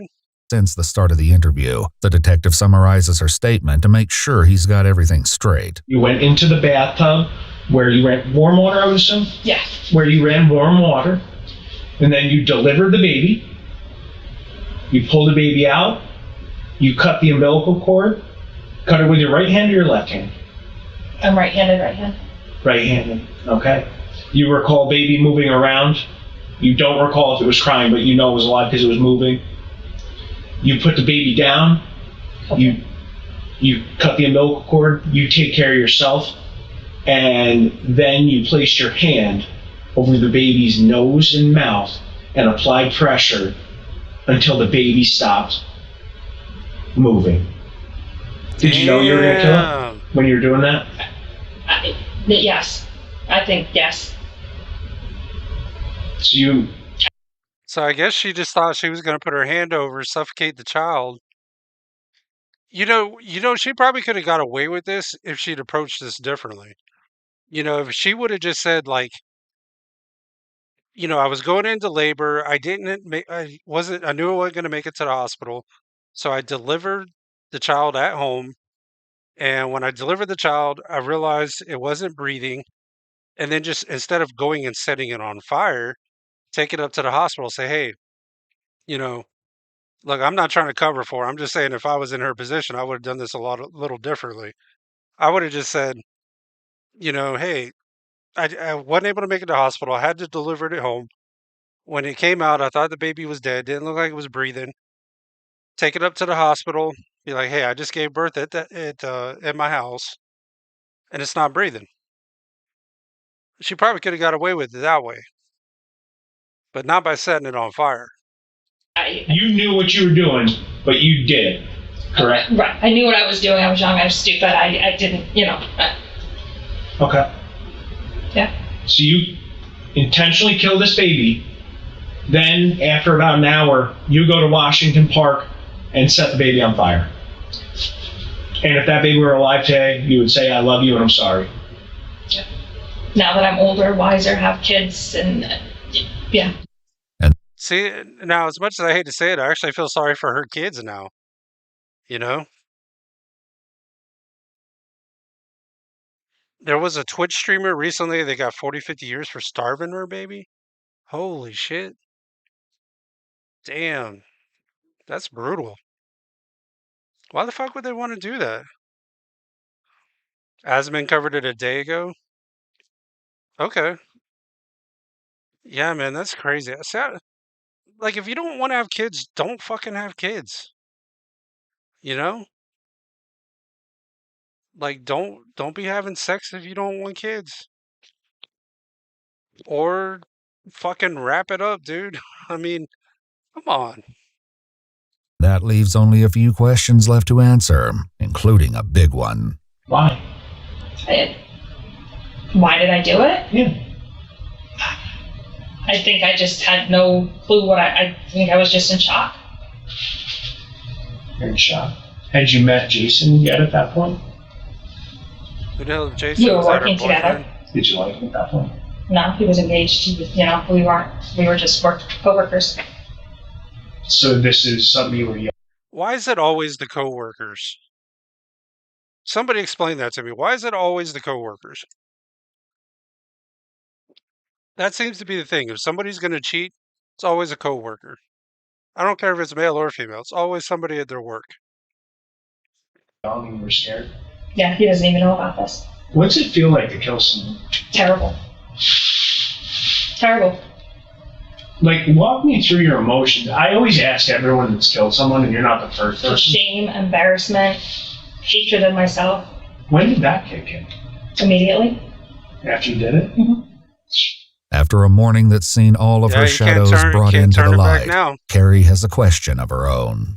So now, what now? I mean, we got to figure out what's what now. I mean, I want to honestly just take a second, process everything we just talked about, and I'm sure you do too. Right. I mean, am I in trouble? Am I going to be arrested? Well, yeah, you're going to be in trouble. I honestly don't know. That's a dumb question. What do you think should happen out of this? Personally, if it was years ago, I think I should be in trouble. It's 27 years later. I've got my life back in order. I don't know. Right. I mean, I did. I did it. Do you all agree with that statement? If she got in trouble back 27 years ago, she should be in trouble. But now we've got our life together and she's got 2 kids. What do y'all think? Did what? I killed a child. I killed a baby. Yeah, I mean, would you say you murdered it? I would have to say that's what I did. Okay. Yeah, I mean, it's been a long time. The detectives leave Carrie to it for a moment, but despite today's ugly revelations, they're about to give her an unexpected reprieve. What's happening? You're going home. Am I being charged, arrested, anything? What? Nope. Okay. So it's not going to be on the news. How the fuck is she going home?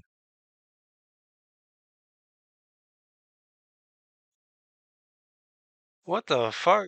What do you mean she's going home? It's like tomorrow, so I have to warn my parents. No, it's not going to be on the news, right? Now, moving forward, is it possible that you could be arrested at some point? Maybe. Yeah. I'm worried about my career and everything. Why would they let her fucking walk out? That don't make no sense. Everything too, Yeah, rightfully so.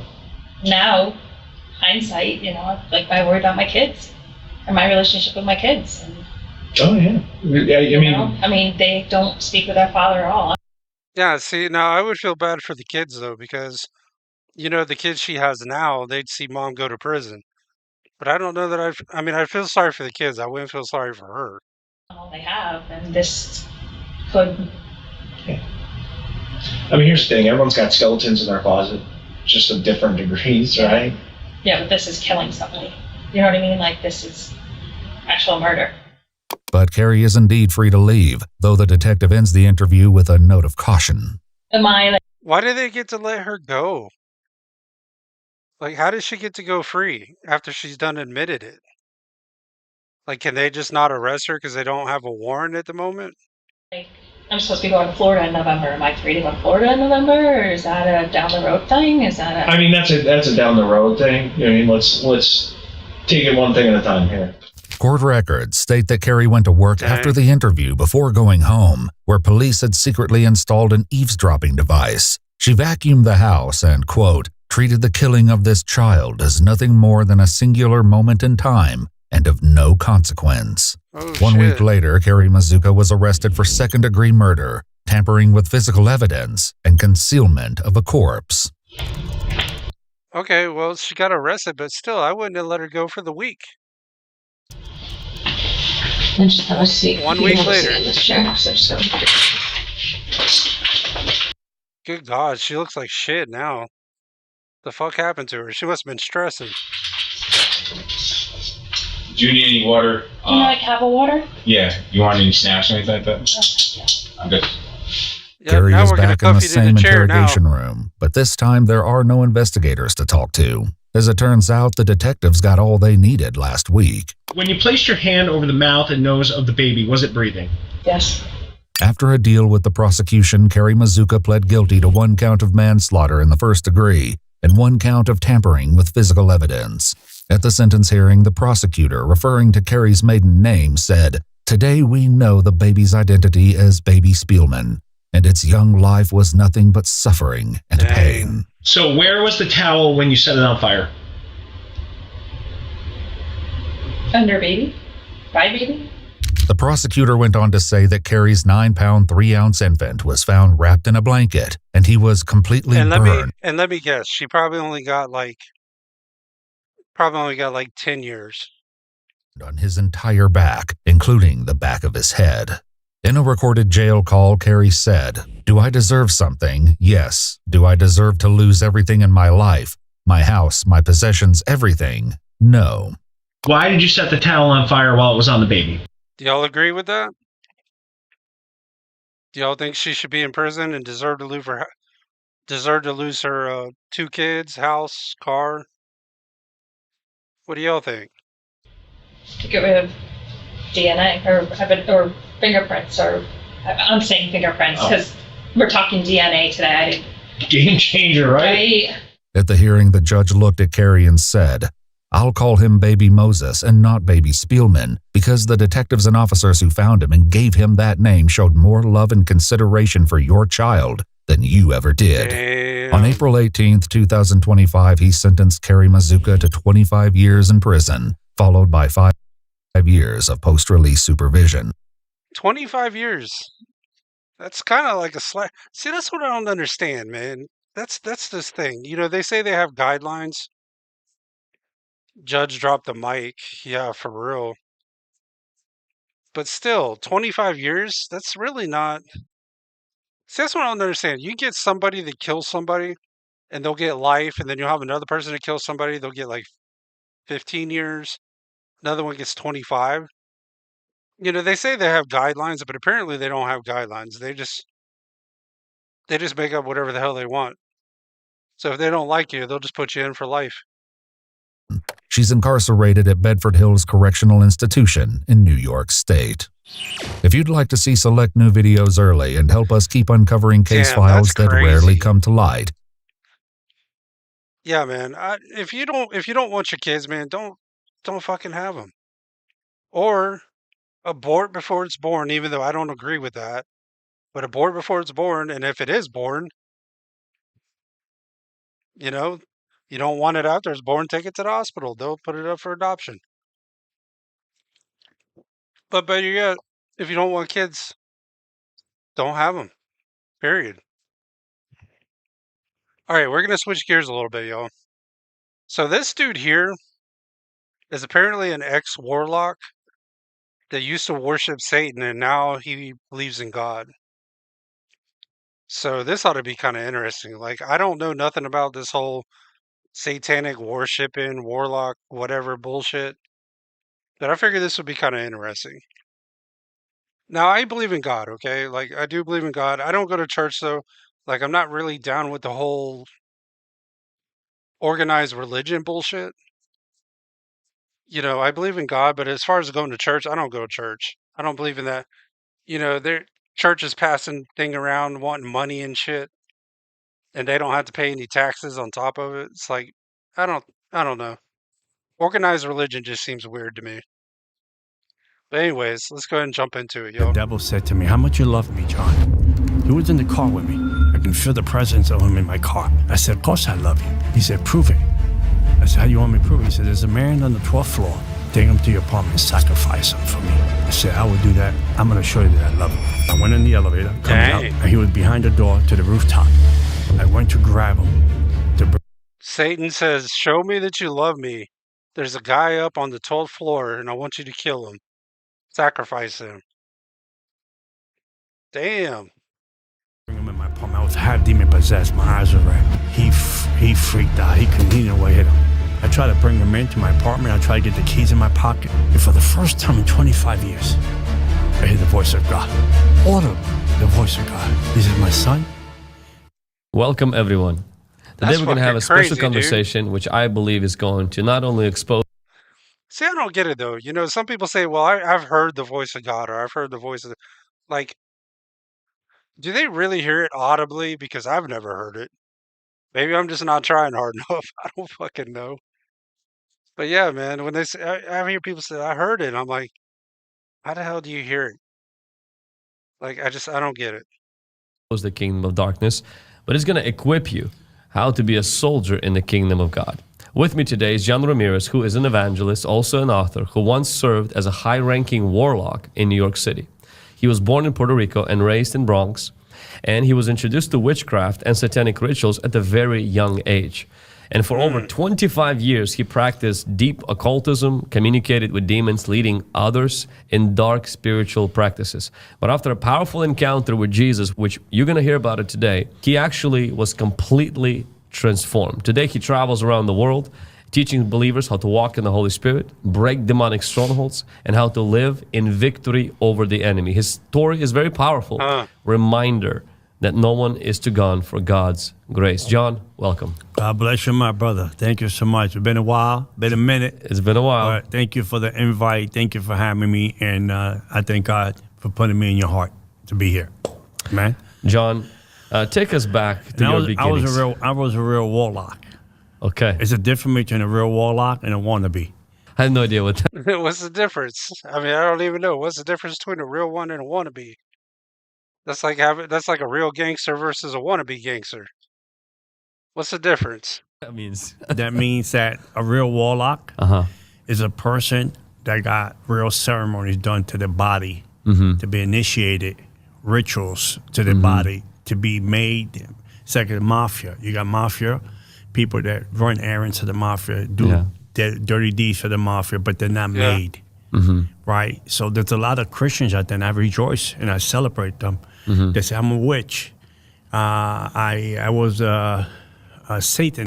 Can we say there's probably a lot of fake Christians out there? And I'm probably going to be, I probably fall under that category. You know, you got people that go to church on Sunday, but then they do all the bullshit during the week. You know? And then here's another question I got. Maybe somebody can answer this for me. Like, if God supposedly forgives you for all your sins, and you know you're going to fuck up anyways, because we're not perfect, why even bother praying for forgiveness when you, like, so say you fuck up on something, right? Like let's say you killed somebody by accident, right? You didn't mean to, but you did. And you say, okay, tell God to forgive you, right? Well, what's the point in doing that? Because you know other shit's going to happen throughout your life. And you're supposed to be forgiven anyway, so what's the point in even asking for forgiveness? I don't get it. Seems a little complicated for me. Yeah, it seems like it's a common thing now. Everybody's walking around. But all they did dabbles with candles and crystals that were never made. They were never recognized in the devil's kingdom as warlock and witches. They were in the chess game. There's pawns. So that's how they were. They were never in the highest hierarchy of the demonic kingdom. It's a big difference.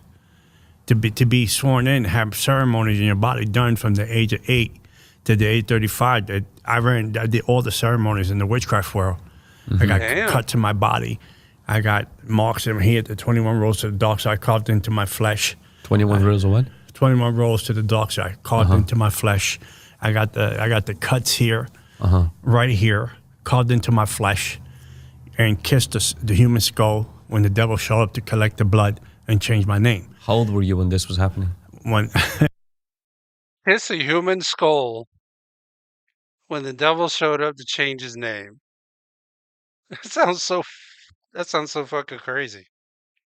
When I sold my soul to the devil, which you don't sell your soul, you sell your allegiance, your time and your devotion. Okay. Because your soul belongs to Jesus. Yeah. But they make you believe you sell your soul in the demonic kingdom because the thing can never be retrieved. So they make you believe something that you can't get back, but they sell you something that never belongs to them. Yeah. So when did you sell your soul to the devil? 1998. How old were you? 34. You're 34. Because I did all the ceremony from the age of 8 all the way to 34. That's the last ceremony. So he'd been practicing this since he was a little kid. So 8 to 34. Holy shit.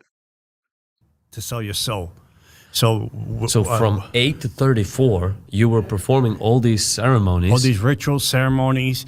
I did the ceremony before I did the ceremony before I sold my soul. It's called Sansi, which is a ceremony that Christians adopted to the Ice Bucket Challenge, which is a ceremony. It's a Haitian ceremony that they do, and you get handpicked by the devil to do that ceremony. You can't sign up for it. And then they seal the deal with the Ice Bucket. Really? Yeah. Oh, scarlet flame, blaze bright and This just sounds so weird already. So let's start from the beginning. Yeah. You're born in Puerto Rico, but you grew up in Bronx. Yeah. How did it all begin? Did your family practice witchcraft? Did you got invited by that? Or I'm not picking on this dude, but why is this guy's left eye? Why is it fucked up? What's going on there? you got chosen? Well, actually, it began in a very, very dramatic way because my family was, they're born in Puerto Rico, and my grandpa was an alcoholic, backsliding Christian. Okay. So he got into a fight with the witch of the town. So the witch of the town told him, "I'm going to kill you with witchcraft." So my grandpa said, "No, you're not. I'm a Christian," but he's a backsliding alcoholic Christian. Mm-hmm. So eventually, the witch of the town killed my grandpa through witchcraft. So my aunt was my aunt was his oldest daughter. So she said, "I'm going to revenge my father's death. I'm going to join witchcraft and revenge his death." And that was the open door to the demonic world so of my family bloodline. So she wanted to revenge that witchcraft by joining witchcraft? Yeah. Because to become more powerful, become more powerful than the witch, to revenge the witchcraft of the father's death. Okay. So in the witch, that seems kind of fucked up. If that's what killed your father or your grandfather, why the hell would you then want to join it? That don't make much sense. That'd be like a gang join, like killing my daughter, and then after they kill her, I go join the gang. Like, what the hell? Witchcraft world, they believe that if you get good with the demons, you have favor that you can put witchcraft on a person and destroy the person. Mm-hmm. So that's what she believed, and that was the open door to the generational curse of witchcraft into my family. And then when I was 1, my parents moved into the Bronx, and we immigrated to New York City, and we brought all the witchcraft stuff with us. And then we met other people that practice the witchcraft, where we call it the religion. Mm-hmm. So you guys already were practicing that in Puerto Rico? Yep. Okay, so you come to Bronx, and what did that look like? What was your childhood growing up was? Well, I grew up in the 70s. So in the 70s, in the South Bronx, they call it the burnout Bronx, because the landlord that owned the building, they were burning down the buildings, collecting insurance, because the Bronx was so bad that even the police officers were afraid to come into bad neighborhoods. New York was a shithole back then, and New York is still a shithole to this day. Sorry for all you New Yorkers that are watching, but New York and California, they've been shitholes for eternity, just about. California more recently, though. But New York has always been kind of a shithole. So when they burned out the buildings, there was no buildings left. 6-story buildings were being burnt down. Neighborhoods are rotting. Gangs took over the neighborhoods. Different gangs took over different regions of different neighborhood part of the Bronx. We live under that depression. So when we joined other people that practice the religion, we mixed it up with the Catholic faith. Okay. Because the saints, holy water, lighting candles, we all mixed it up because in the 1500s, we know the Yoruba religion, which came from Africa, came from slavery. From slavery, the slave masters brought it into Cuba. From Cuba, they adopted the religion. From religion, it came all the way to America. And then the slave masters brought the slaves into the Catholic Church to convert them. So the Catholic Church decided the slave masters and the African slave, they said, well, we can take this one here, that one there, resemble our deities. We may believe we're praying to them. So the slave masters think we're Catholic, but they were praying to the deities. And that's how everything evolved and took over. And from Cuba, from all Haiti, and how the religion grew. Hey, this satanic bullshit's already sounding too complicated. Like, I know he's talking about his backstory, but still, like, he's saying a bunch of shit that don't make sense to me so far. So now you're in Bronx, you're growing up, you're practicing both witchcraft, but it's all under this umbrella of Catholicism and religion. When was your dad and mom, were they godly? Were they good? No, was we it were far a from broken? godly. Was it a broken? We had the ungodly part, right? We had the ungodly part. Now, if they're doing warlock satanic bullshit, they're not godly. That's for damn sure. Right, because we didn't see no harm to it. We thought because we had statues and they look like saints, it's okay to worship because it's protection, it's good luck. They're gonna bless us, and we light candles and we ask and pray to them. We're gonna get what we want. So basically, my father was a warlock.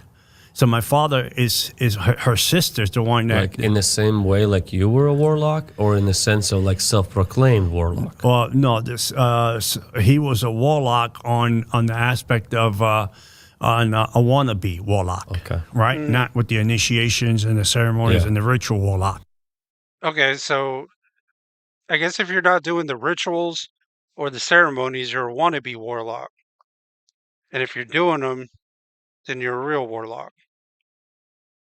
So my father got into the whole warlock worship St. Lazarus. He would light up candles. He would do baths. He would do smoke cigars. He would indate himself in smoke for cleansings, and he would take me and my little brothers and turn the whole entire living room on fire. He'd pass us through the fire to purify us naked, me and my little brothers, and it grew to the point that he was sending us to the Botanica. That's the witchcraft shop that you can buy all the ingredients. He'll send me there because I was the oldest to buy stuff, and I would bring. Okay, well, I'm out. If I got to go to a witchcraft shop to buy ingredients to be able to do my rituals or whatever, I'm out. Yeah, that's too much work for me already. Back a whole bunch of ingredients so he can continue, and then we see demons walking around the house like human beings. We see demons walking around the house. And to us, it was normal. This is what we live for. This is who we are. And there was a time that you actually joined this Church of Satan, or this. What the hell would y'all do if you saw a demon, like actually saw a demon walking around in your house? Would you laugh at it? Would you try to fucking kill it? Would you be scared? What would you do? I'd probably try to kill it. We had our church was better than the Church of Satan because our Church of Satan was a gimmick. Okay. Anton LaVey was a gimmick because our church, we started from 7 in the evening to 5 in the morning. We had demonic people that were demon possessed that would bring mediums, that would bring down powerful deities to their body, with marine spirit, water spirit. So was it like a special place that you guys went to? Basement. We have basements, houses. You call it a demon church, though. Demon church, and because anything that came down was demons, and they teach. Now we even got demon church. What the hell? Where are these things located? I've never seen these. Where's these demon churches at? Teaches how to do rituals, ceremonies, contracts, how to operate in the demonic world, how to connect with demons, what demons operate this or what demons operate that, what water spirits operate that, what marine spirits were, what spirits of the high places, demons from first heaven, second heaven. We were connecting and making contract with these demons in demon church and getting recipes how to move on forward in life. So what is your earliest memory of where are these demon churches located, y'all? I ain't seen no demon churches. being involved in those kind of meetings? 7.5 years old. 7.5 years old. I was 7.5 years old. I was playing in a schoolyard. Not schoolyard. They just put a broken down lot.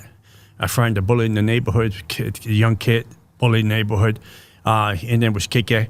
And he would say, let's go to the lot and break windows from the other abandoned buildings. Who could throw the rock further? So we went there, we throwing the rock. Yeah. That was a hobby. We would do that. And then I heard something go shoo, and hit my feet. It was the 7 demonic colors, a necklace that fell from the second heaven. And it hit right on my feet. And I grabbed it and I took it quick and I put it in my pocket because I know he was going to take it from me. And I put it in my pocket and then I heard my mom calling my name. John, come home, Johnny, come home. And my mom couldn't call my name. We were about 10 minutes from the house. It was a familiar spirit. So I ran home. I got to go. My mom is calling me. I took off. So when I got in front of the building, I put the necklace around my neck. That means I'm branded. Age of 8, my mom and my aunt used to tell my mom, we're going to go to the witch house to get a tarot card reading. So my mom said, I can't go because it was going to take care of Johnny. And my mom is taken with us. When I went there, the witch didn't want to do no tarot cards for my aunt. Not for my mom. She fixed her eyes on me and said, so witches are doing tarot cards too? Like, what the fuck? This shit sounds too complicated for me, y'all. I want to take care of him because he has a special calling. And that was my entry into the dark side, into the age of 35. What did the witch The witch said that if you don't do a ceremony for him, you don't give him to the reach outs to the deities of the 5 principalities that runs the second heaven. If you don't give it to him, if you don't turn him over to him, dedicate him to him, he's going to lose his eyesight. So my mom saw her furniture because my mom panicked. She saw her furniture for $250, her bedroom set, to do the ceremony. Damn. I remember that day I went in a week later. I'm sitting in this dining room table and then talking to the lady. She's asking me all kind of questions, kind of weird. She had an interest of knowing my life. I was young. I was 8. So I'm talking to her. I got indebted. I got all caught up in the conversation. And then they blindfold me. They take me into a room. They cut all my clothes off. Yeah, ain't nobody fucking blindfolding me, yo. Nah. As soon as they start to blindfold me, I'd be out. In the tub. That means cutting your clothes off. They cut in the old to bring you to the new. They bathe me with different kind of herbs and water. And then they dress me up in white. They take me to the next room. That's where the devil is waiting for me there to swear me in with the 5 Orisha, the 5 deities of Santeria. I got sworn in. I had to dress in white for 7 days. They use numbers like the Christians. Jeez, so like, this is too much work, dude. Like, you gotta go down to the witch store. You gotta buy some fucking herbs. You gotta do all these ceremonies to get sworn in. It's like, what the fuck? Nah, that's too much work. 7, perfection. 5 is grace. We use number 3, Father, Son, Holy Spirit. They use numbers in the demonic world. They copy Christianity. What kind of numbers did they use? They use 7, right, for Jemaya, which is the marine spirit of the ocean. They use 7, that's her number. They use 5 for Jemaya, which is Jezebel. It's a marine spirit, is a river. Who the fuck is Jemaya? Who the hell's that? Spirit, but it's a marine spirit. Where do they come up with that fucking name? 5, Jezebel, which is Beyonce, been baptized by her. So she carries that deity on her. Hey, I knew Beyonce was a demon. All right, this dude just confirmed it. Beyonce is a fucking demon. We all knew it. Number 5, and she's the mother of the honey and the money. Right, number 5. Number 3 is the gatekeeper in my book. When you see my book, Out of Devil's Cauldron, you see that little statue. That statue, that's the gatekeeper. That's Elegua. You see that in my book. He's number 3. So they carry numbers back and forth because they identify with numbers too. So what is this hierarchy? You mentioned in the second heaven there are 5 of these principalities. Why they call it the second heaven? There's only supposed to be one, right? It's supposed to be heaven and hell. What is the second heaven? Well, there's 5, and they run oceans, rivers, high places, cemetery. Oya, it runs cemeteries. So if you want to buy premature death spirits, you got to go to Oya. If you want to buy marine spirits, you go to marine spirit, you go to Jamaya. If you want to buy river spirits or do ceremonies in the rivers or in the ocean, you got to go to these marine spirits and ask permission and bring an offering to them. If you want to do Obatala, and these are the 5. What the fuck, dude? You got to bring them an offering. You got to go buy some herbs. You got to go do some fucking dances. You got to learn these ceremonies. Like, dude, fuck the devil, man. He's wanting too much work. Gods of the Santeria religion, the 5 gods that they believe are the main ones, are the holy ones that we honor and respect and we get crowned with. Because when you go to Santeria, you pay $15,000 and you do a ceremony. They cut your hair, crown you. They put symbolic symbols in your head. You get your hair grow.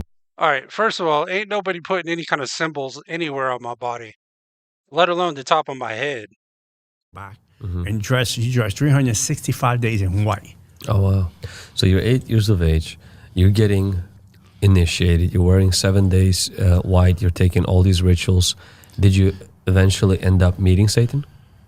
Not that right there and then. Later on, as I was going to demon church, from there on, I was going to demon church from 7 in the evening to 5 in the morning. I was going to demon church. And so all night. Dude. 7 in the evening till 5 in the morning. Dude, if I went to church, like I can't even make it through 2 hours. Who the hell's sitting in church from 7 to 5 in the morning?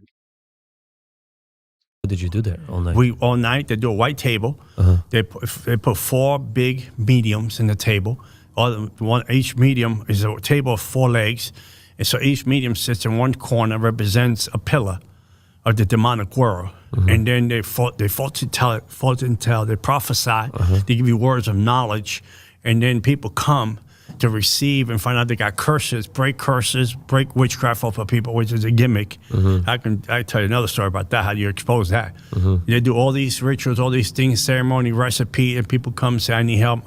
I need witchcraft for my husband. I need witchcraft for someone at work. So you were a part of this. I was a part of that growing up, and then you get to know the deity. 7 p.m. till 5 a.m. 5 in the morning. Yep. And you're pretty much you're like a student observing. A student, all of a that? disciple. And a disciple. A disciple, learning, understanding, learning how to walk in the dark side, learning how to walk in the spirit, learning to understand the things of the spirit. Were there also a particular seasons where they would upgrade your level and give you another initiation? When the demons say they upgrade you, you upgrade by demons.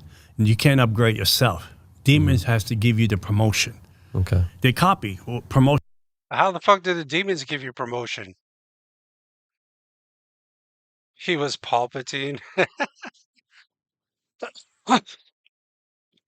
Yeah, but how do demons give you promotion? Like, can you actually see these demons? Promotion come from God. From in the demonic world, promotion come from demons, principalities, and the devil himself. So when was your next promotion? It took some time, a couple of years before I saw promotion. Okay. It might have taken 2 or 3 years before I saw another ceremony. A ritual, another ceremony means some promotion with another levels of demons. So you got to understand who they are, how they operate, how they function in this demonic world, what they want from you. And because you don't want to cross the line, you don't want to disrespect them. And not knowing that you disrespecting them, you want to know the do. Yeah, you don't want to piss the demons off, y'all. I don't know what these demons are, but yeah, you probably don't want to piss them off. But if I seen one in my house, you better believe I'd be trying to kill it. I don't care how scary it looks. I might die anyways. I'm going to try to go out killing the damn thing. Do's and don'ts of the demonic world. Because every demonic world got layers to get there. It's like climbing stairs until you get to the top. And that's when you sell your soul. Is that where you met Satan when you sold your soul? Yeah. Oh, he came in. Yeah, to collect the blood. Okay. Yeah. What did that? Look But like? I was talking to Satan way before that. Okay.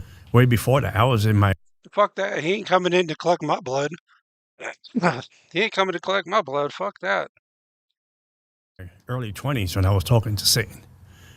I was talking to Satan in my early 20s. I had a Cardetto pot, which is a cast iron pot that had all the witchcraft stuff in there, cemetery from dirt, hospital dirt.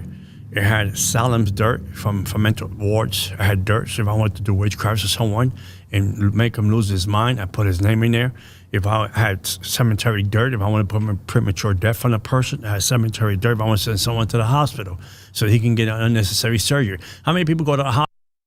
That's crazy. How many of y'all would do that? Like if you could do ceremonies, like say you had some enemies you just really didn't like, would you do ceremonies to make them, if you could do ceremonies to make them blind or to, I don't know, or cause premature death or put them in the hospital, would you do it? If you hated them enough? Hospital, you done deliverance, and they say, I went to the hospital. I'm sick, but they can't find nothing. So you had dirt from the hospital? Hospitals. Okay. I had dirt from rivers. And What is the craziest ceremony? What is the craziest ceremony that was done on you for you to go to the next level? I think the worst ceremony I received was when I sold my soul to the devil. What did that look like? 17 warlocks came to be initiated to sell their souls. And all of them passed out because they shed so much blood. They couldn't stay on their feet. And Chago was the man that did the ceremony. He was the highest devil rank in the world. He was Fidel Castro's right-hand man in Cuba in witchcraft. And so he came to He came to the meeting. We came in. We paid him $3,000 for the ceremony. 17 people in there. He came to do the ceremony because he knew how to summon the devil. This man had a connection with the devil. That when he sang this one song at 12 midnight, because we start at 6 in the morning. No, I'm sorry, 6 in the evening to midnight, right? 6 hours. So they bring us in. They put branches on the corner of the basement. So Man, just even having to do freaking 6 hours to summon the devil. Like at 2 hours in, probably even an hour in, I'd be done. I'd be like, fuck this.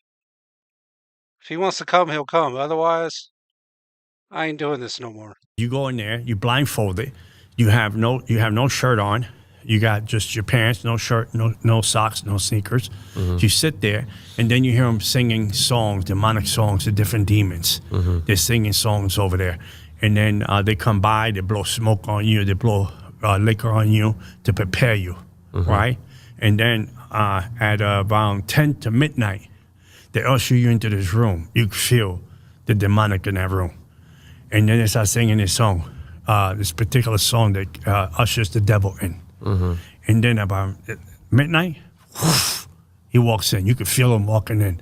The atmosphere changed. The room changed. Everything changed. You can know he's there. And then they bring a human skull. And when you say he came, that's Satan. That's Satan himself. He walks in. He comes in the room because he's been ushered. He's been by the music, by the songs. It's like when we worship, right? As Christians, right? You feel the presence of God. You feel the anointing. You feel the Holy Spirit, right? You feel the atmosphere. You feel that you're touching heaven. That's what they're doing in the demonic. So when he comes in, you know he's there. you know there's someone in the room that is there.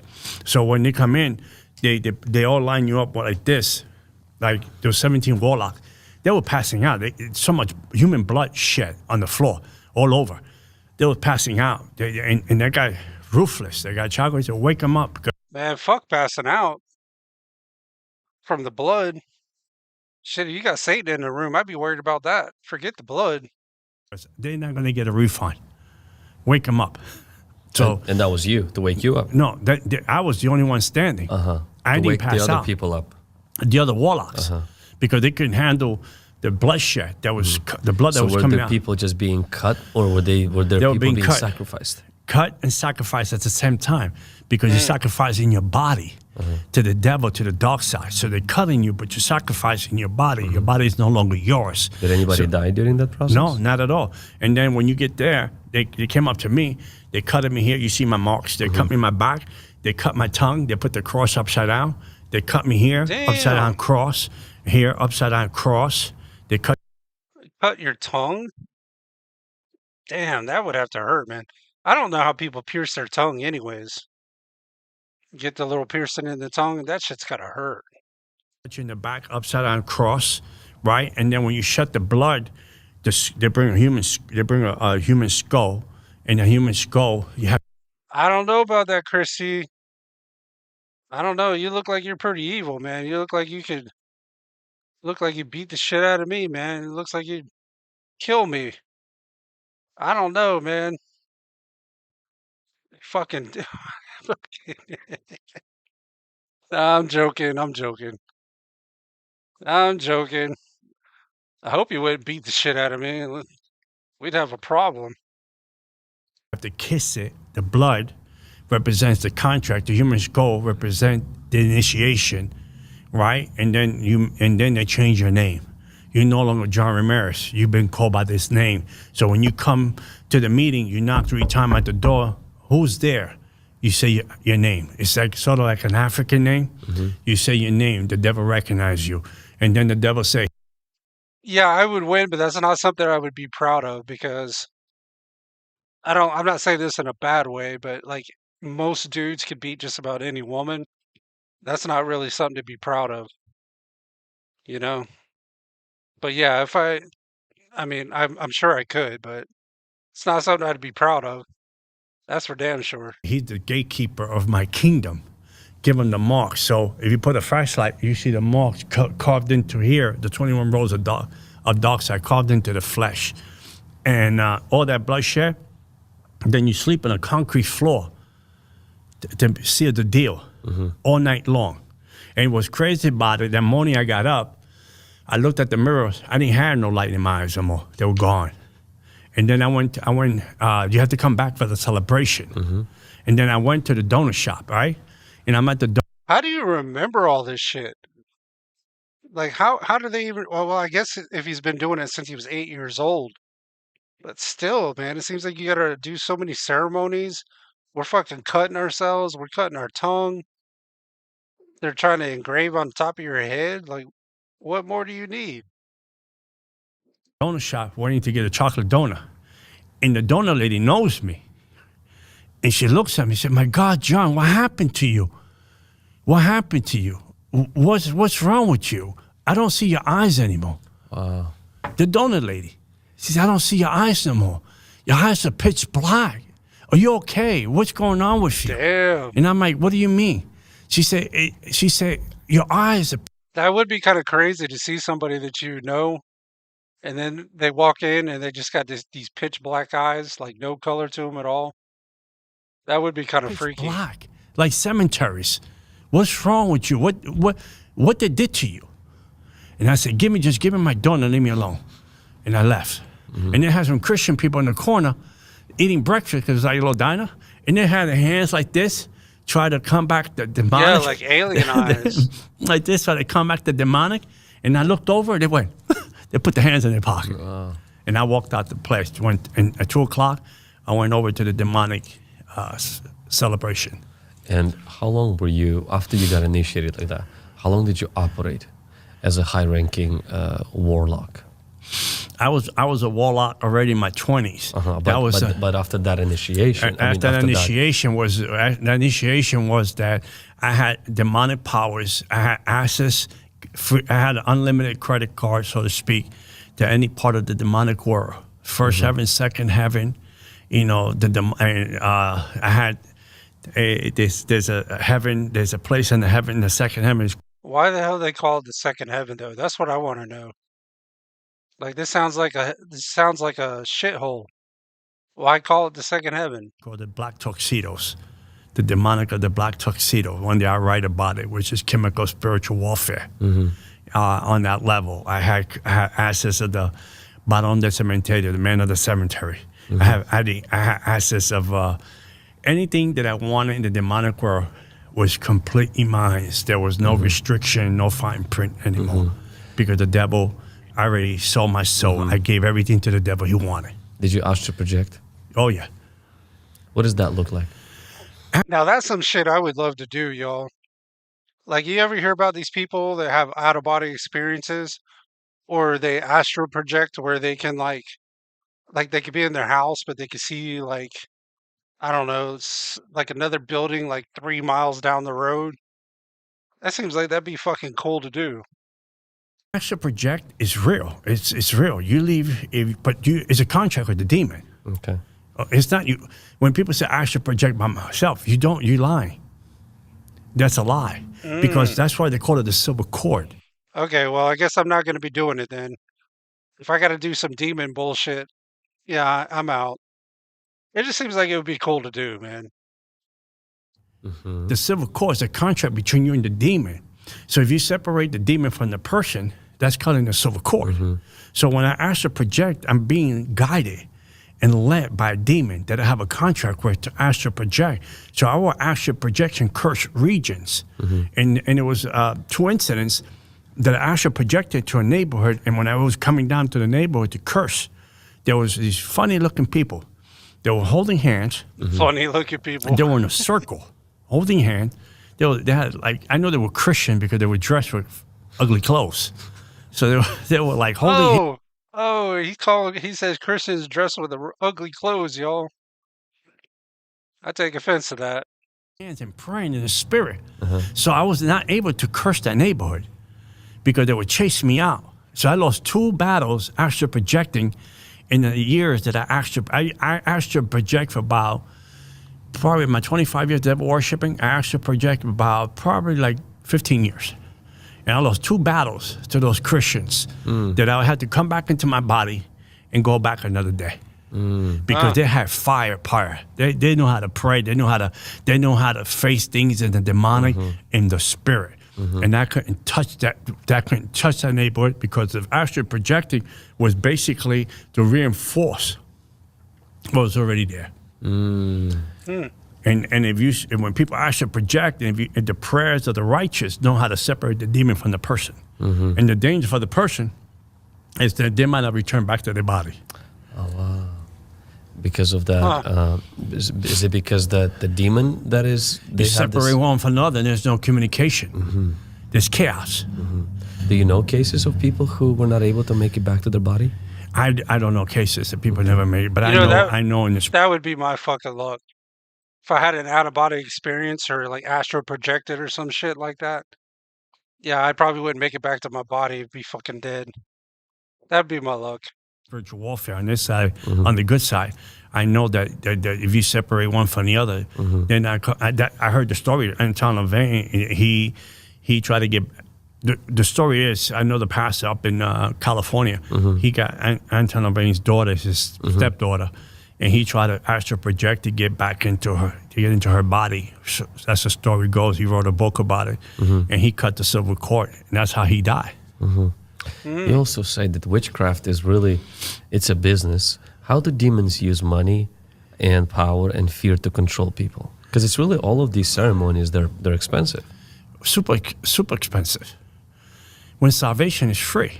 Yeah. I paid $3,000, I think it was like. Yeah, salvation is free. And why the fuck why you got to pay so much money for witchcraft and all that bullshit? $3,500 to sell my soul. To only be cut. To be cut and give my life to the devil. I mean, you think that reaching status to Jennifer Lopez, and I say this because I know Jennifer Lopez has her godmother in the witchcraft world lives in Miami, and she go there and get ceremonies. Oh no, Jennifer Lopez, Beyonce, now Jennifer Lopez. She's a demon. I knew it. They're all demons. Everybody from Hollywood, they're all demons. You know, rituals and ceremonies. So, like for myself, right? If I do a ceremony, right, a basic one. Because at one time, so at first you were paying for it, but then people were paying you. Pay me. For you to do for ceremony. cleansing. Or say people come up and they just want to do a cleansing. So a cleansing might be, depending on what money I want to put, I have to put a specific number that will honor the demon. 121 or 171. Right? And 171 and the cleansing will last 20 minutes. Yo, the demon would be like, "What's my number?" I'd be like, 420. That's your number. Some made $171. So all I had to buy the demon was a candle and buy liquor for the demon. But now, when it comes to bigger rituals, bigger cleansing, 764 equals Hollywood, 450, 100%. $750. And if it comes to initiations to the demonic world, it can go $5,000, $10,000. It could go up to $15,000. So people would pretty much come to you and say, "Hey, I have this sickness. I have this spiritual problem. I need to be cleansed. I need you to help me fight this demon." You get a reading first. We start with the reading, which is like, reading, which is $40, $45 a reading. So you would do readings. Okay, I'm out right there. What the hell? $50 for a reading. Yeah, no, thank you. As well. Yeah. Oh yeah. I had this. I had the demonic, prophetic, demonic divination spirit. I would say, "This is wrong with you. Someone's doing witchcraft. You're sick because of this. You can't sleep because of that. Were you're being tormented." Huh? Very accurate. Very accurate. It's a feminine spirit. And the feminine spirit knows the past and the present. And this is the Christian about. But it doesn't know the future, right? No, not at all. Zero future. Just the past zero. and the present. But this is how they make you believe they know the future, because what they do, they tell you past, they tell you present. They get you hooked because of that. Yeah, because you're infatuated, right? You're captivated by those two parts, right? Because this is what you're thinking. Well, I would think it would be easy for someone to be able to tell the past and the present. I mean, the future is hard to predict because it hasn't happened yet. But yeah, I can see where you could trick people doing the past and the present. But that wouldn't be hard to figure out from somebody. Just let them give you a little bit of their background, and you could probably figure some of that shit out. Oh my God, that person doesn't know me. That's how you're shocked. That person don't know me. How he know these things? That's how they captivate you. That's how they infatuate you. You see? Now they tell you, because they break the tarot cards in three: past, present, and future. So the past, they tell you, the middle card is your present. The third deck of cards is your future. So the future would say, "Well, I see a car accident. I see your husband leaving you." I would probably do that card thing, whatever the hell that tarot card bullshit is, and I'd probably get like a Monopoly get out of jail free card. That's probably what I'd fucking get. I see your wife leaving you. I see your kid getting in trouble. I see your kid getting in drugs. So they operate on the future. They operate with a spirit of fear. See? So now they tell you, well, that don't have to happen to you. I said, this person tried to kill your witchcraft. And you're like, man, they knew this, they knew this. So this got to be real. Shit, there's people that believe in this shit, dude. I mean, I'm sure this shit is real. But man, if people are buying into these like tarot card stuff and whatever, shit, man, maybe I need to do that. Maybe I need to go get me a table, get me some cards, and just start pretending like I'm telling everybody's future or past and present. What y'all think? Yeah, man, and I'll live stream it while I'm doing it. Hell yeah. You see? So now what they do is, you're like, well, we can take care of this for you.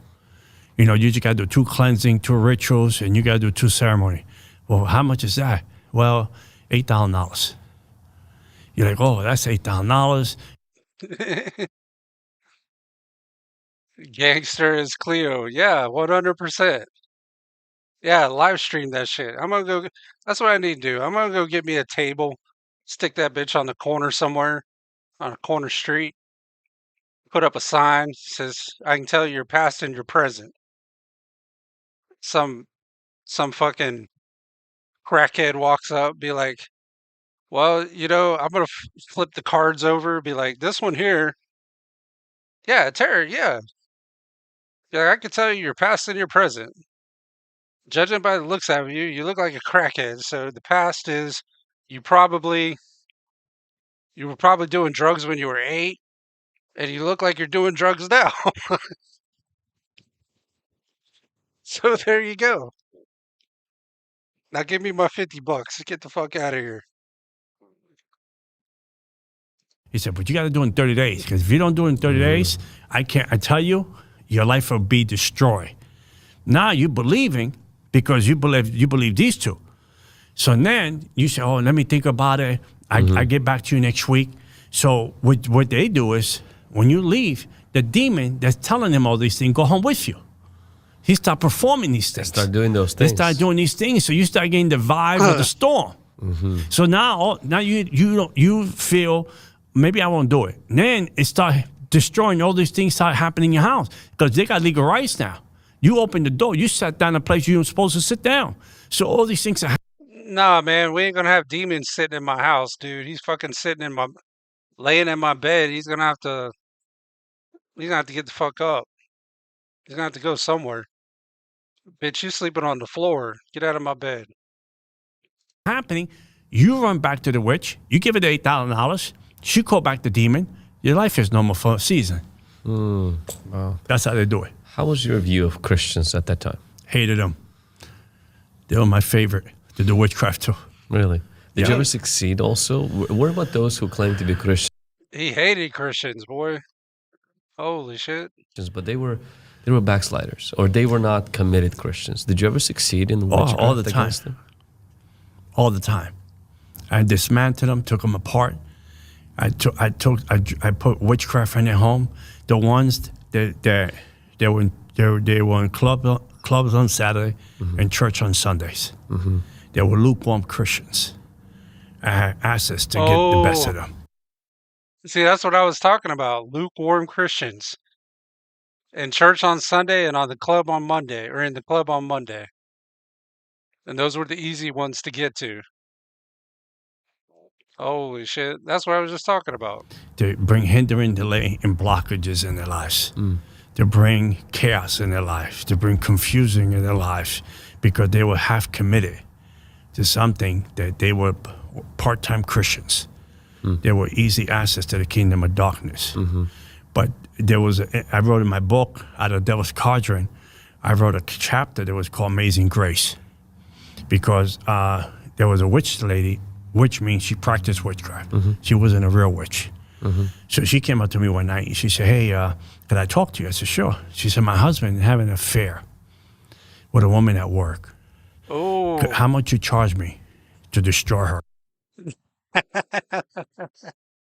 See, that's what I'm talking about. How many of y'all would do that? Somebody you hated, or you found out somebody was cheating on you, go have somebody do some witchcraft, be like, hey, can you make her disappear or make something happen to her, make her go to the hospital, maybe make her break her leg or something? I said, I charge you $10,000. I will destroy her. When she was leaving my apartment, she said, by the way, she's Christian. I said, what? Wait a minute, guys. I got an even better idea. Instead of doing the cards on the corner, what we could do is we could charge, he said 10,000, right? We could charge 10,000 to destroy people's shit. Like somebody come up to you, be like, hey, my wife's cheating on me. Be like, all right, where's her house? $10,000. I'll have a bulldozer there tomorrow. Do it for free. Yeah, wow. I said, because I hate these Christians. I hate them so much. that I'm going to teach them a lesson. I bought a coffin. I bought 21 candles, black candles. She gave me her name. She gave me her personality. I put everything together. I'm not going to describe how I put it together. Mm-hmm. And that witchcraft was so powerful, I should have killed her in 2 weeks. Didn't happen. 3 weeks went by, a month went by, and she said, she's not dead yet. I said, she'll be. So one day, Pastor, I was... she ain't dead yet. Yeah, she'll be dead. That's all right. It's taking a little longer, but she'll be dead. Sitting in my home, watching TV, and the devil comes in. I can feel his presence coming, and he stands right next to me. I know he's there because I can feel it. That's the kind of connection I have with the devil. And he said, I got to talk to you. I said, about what? He said, we have to leave that woman alone. I said, you mean what woman? Leave her alone. He said, the one we put the witchcraft to. That she should.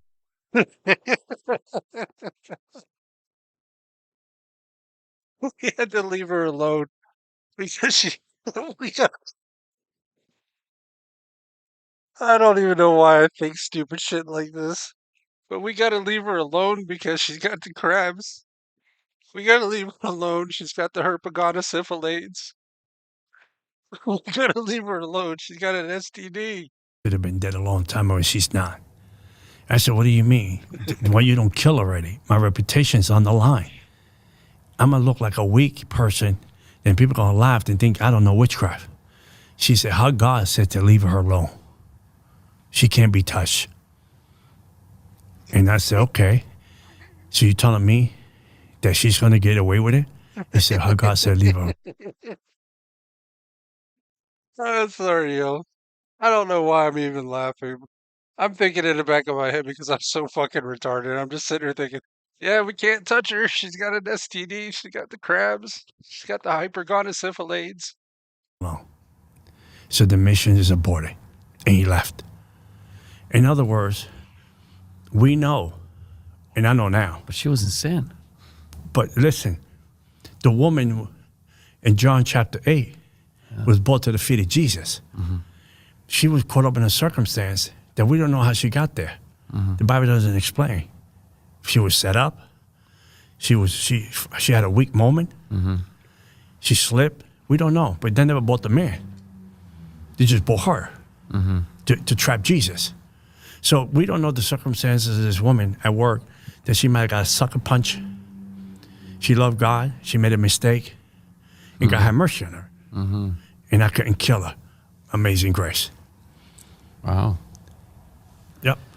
Did you? Crazy. So when you attacked Christians, was it because you just hated them or because somebody paid you? I think the evangelistic, I hated Christians because the evangelistic was wicked. Because they always say how they were better than other people. And I came from a broken home, a broken dad. See my mom get beat up. See my mom. I think we all know some people like that are Christians. Like, I don't know, it seems kind of hypocritical to me. But they're Christians, like they go to church every Sunday. They act like Christians. But then they treat everybody else around them like they're better than everybody around them. Y'all know the people I'm talking about. Televangelists, yeah, like televangelists. But just even regular people, man. Just people in your city, your neighborhood. We all know them people. Go to church on Sunday, but I'm better than everybody because I go to church every Sunday. Mom get black eyes on Monday before she sends us to school. And then they come with this fake evangelism thing, how they're better than the people in the world. And they made Jesus look bad. And I hated them for that. I hated them for the cheap talk. So when I evangelize to people today, I never tell them how bad, I'm not better than them. I never tell them that. Because the only reason I have a different life is because of the grace of God. So my job is not to tell people they're in sin or they're going to hell. My job is to turn the car around, get them to heaven. When I evangelize, I said, you're missing on the greatest love of all. And I provoke them to look into it. I provoke them to get a taste of it. I provoke them to say, maybe Jesus, guy's not a bad guy after all. And they're open to receive and to hear and to understand there is a God that do love us because they got a bad taste of God somewhere. You know, what if we die and we get up there and Jesus or God or whoever looks nothing like what we imagined? Like, we always picture Jesus being like a human, looks like a human, got long hair, kind of looks like Burge, you know?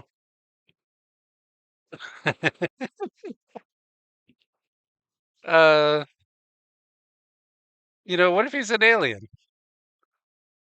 What if he's like a fucking alien, like green with big eyes, big black eyes? Atheists are like that. Yeah. You talk to atheists, tell them, how did you get here? Well, and most of the atheists, 8 out of 10 say, I used to believe.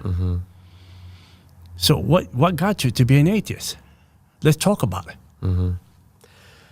John, you described demonic contracts and covenants. How's the devil gain legal rights over people through those? Does everybody demonic contract has this? Because I remember prayed one of my first deliverances that I've done on somebody.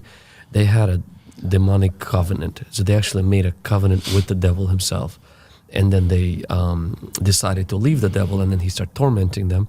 And so, do you see this very commonly, where people in Hollywood and even New Age and others who make these contracts and make this covenant, or this is only reserved for people who do these crazy rituals to want to be high-ranking warlocks? Well, I think demonic covenants and contract is the legal rights that you give the devil depending how you live your lifestyle. If you were homosexual and you gave the devil that lifestyle, or you were into pornography and you gave the devil that lifestyle. Oh shit, the transgender and homosexual people, they're gonna be pissed if they're watching this. He's like, if you're in that homosexual bullshit, you're giving the devil. It's crazy. I mean, I guess it's true. I don't know. I think people got the misconception that when you get saved, everything falls off, right? Because people get that mindset. Yeah, there's some things that come off. Some things you got to work it out. I believe that, right? So if I was into pornography before I got saved, for say, or going to strip clubs. So in some way, it's like a covenant.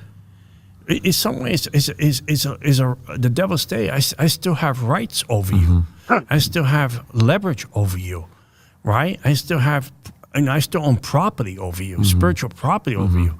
You never told me to leave. You never renounce. You never cut the rope with me. You never say, these doors are closed. I went with Jesus now. That's what I believe. And I think that. Hey, I cut the ties with the devil when I was born. They cut my fucking umbilical cord. So I cut my ties already. Devil come in and torment people towards those areas of their life that you never really put closure to it, right? What are some of those open doors? What are some of those habits or words or medias that give demons access today? Well, I think it could be an addiction that a person have, right? There's Christians today, they still smoke, right? There's Christians today smoke weed, right? And I'm like, it might be legal here, but it's not legal. That's funny. Yeah, but is weed really bad though? I mean, weed is a natural plant. Like, maybe God intended for us to smoke weed. Who the hell knows? We don't know. You know? We don't fucking know. I mean, it's a natural plant. Just because we criminalize it don't mean that God criminalizes it. Heaven. Might be a legal right. Yeah, a legal right. I mean, there's Christian that, and I say this, because I love my brothers and sisters, and you do too. There's Christian that say, well, we can drink as long as we don't get drunk. And they still go on and have a beer, 2 beers or whatever, or they go on and they just have 2 or 3 glasses of wine. And I'm like, why would you want to ride? Well, you want to ride your car on the edge when the devil can just push the steering wheel this way, you go off the edge. You know, I mean, so there's a lot of, you know, or sometimes Christians that watch stuff on television that's borderline soft pornography, right? And those images. That shit's everywhere though. Like they got that shit in like every new movie, you know, showing shit they probably shouldn't be showing. I mean, I don't know how you would combat that though. That's just TV anymore. And grafted in your mind. And the devil will start bringing them things out of nowhere, out of nowhere, just to create something in your mind, saying you can have demonic dreams, right? And I always tell people in deliverance, once you have a demonic dream, you don't have to be a prophet to know that it's not from God. Destroy them. Well, I had a dream, and me and this person were having sexual intercourse. Hey, I wonder if you're having a nightmare, does that mean you're being affected by demonic demons? I couldn't see their face. Well, God didn't send that. Because that creates a spirit husband, a wife spirit. That creates a perversion spirit. And the more you talk about it, the more you share with other people, you cultivate it. You're giving it power. So there's a lot of things that when you were in witchcraft, how did you spot weak Christians? How did you know Christians were weak? Because they were in the clubs. They were in the clubs. They were in house. Yep. You got them fake Christians. Church on Sunday, bar on Monday, club on Tuesday. Wednesday, they might kill somebody. Thursday, they might go do, I don't know, some stupid shit, go steal something. And then when Sunday comes back around, all's forgiven, right? Parties. I remember this demonic guy. He would tell me, "Yo, John, I got friends over here. Come over to the party. They're Christians." And when I used to go to the party, they were drinking wine just as much as I drink wine. There was no difference between them. No different. There was no distinct for you. That's why I would say, who wants to go to church? Who wants to hang out? Because church has nothing to do with Jesus. Hey, they give you wine at church, especially if you go to Catholic church. They give you wine. They also like to play with little kids too, so I don't really recommend going to a Catholic church. But yeah, they give you wine and bread. Right, because Jesus is Jesus. It's like I tell people, God is all powerful. It is the vessel that is weak. Because God is all powerful. He sits on the circle of the earth. He's all powerful. Doesn't make God look bad. It's the vessel. But God will always do his part. He'll never do yours. So I will go to these house parties and then drink and listen to early music. So, and then I asked this one Christian guy one time, why you come here in the club? He said, I'm Christian. I'm sold out for Jesus. I said, so why are you here? He said, you see me drinking? You see me drinking? And I said, no. He said, I see you drinking water. But let me ask you a question. What do you do with these girls that are walking around half naked? And the music that is playing music to honor the devil. It's going into your ears. And your eyes are looking at. This is where I'm probably going to disagree. Anybody that knows me knows I'm a metalhead. You know, and then you get these people that say, oh, well, metal music is, you know, fucking Satan music. And I don't really believe that bullshit. I really don't. You know, and that was like a big thing during like the 70s, I would say, probably like when Kiss was around. You know, and they were saying that Kiss was all devil and demonic and all this bullshit. I'm like, nah. Metal, you know what? If metal music is fucking demonic, I'm probably gonna have to go. I might just be going to hell. I might just have to. Just might have to. Ozzy was a Christian. Yeah, I guess he was. I mean, he did bite some bats' heads off. I don't know. I don't know about that, but yeah, maybe later in life he was. Those that are walking by. So how you describe that in your kingdom? He know what to say. In the church of the demonic church. Yeah, I know he didn't mean to. I remember watching a documentary on that. They said that Ozzy when he went to bite it off, like he didn't even realize it was a real bat. Yeah, he thought it was a plastic bat. Somebody gave him a real one. Like, yeah, he didn't even fucking know. Bit into a real bat. Man, I'd be pissed. I'd be pissed as hell. You said that witches copy everything that the church does. Fasting. Laying tongues, hands. And even laying hands. Can you unpack that? Yeah, what we fast is our soul to the devil, right?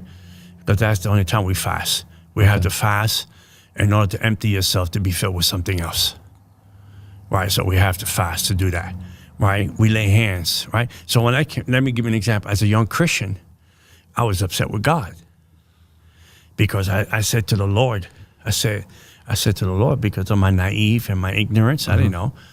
I said, why you brought me to Christianity? I said, I did the same thing they did when I was in the demonic world. I did it better than they did. They lay hands, we still lay hands. They speak in that funny language. What the fuck is laying hands? Like they want to fight now? That's what laying hands sounds like to me. I want to lay some hands. Come on, let's fight. Let's do it. We spoke the same thing in tongues. We spoke in demonic tongues.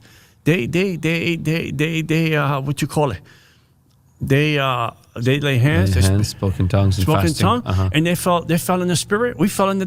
Sounds like they wanted to fight. Lay hands, spoke in tongue. Like you fucking talking smack. Let's go. Yeah, let's fight. Let's do this. Demonic. So they fell backwards. We fell backwards. So I said, there's no difference. I said, matter of fact, we had church longer than they did. They had 2-hour church, and when pastor say amen, looking at the. Yeah, 2-hour church, and they're staying there from 7 at night to 5 in the morning. Man, I'd be asleep. Like devil would be. I'd be a bad demonic worshiper, y'all. Like I wouldn't make it. I'd be a bad one. Like I'd be fucking asleep. Like devil be fucking sticking me with his fork, trying to wake me up all the time. What? They wanted to run out. We had, and then I said we had church that we had plastic white chairs, and then after 10, 15 minutes that we did prayer, we did demonic prayers. They do prayers. We did demonic prayers. To every demonic demon, we did prayers. And then we had to take the white chairs and stack them up like over here, like you have there. And then we stay up on our feet all night. And then people looking for comfortable seat. Yo, I'm not standing from 7 at night to 5 in the morning. And never sit. Like, what the fuck? Dude, you gotta be like in the military to fucking be a demonic worshiper? And you know what the Lord said to me?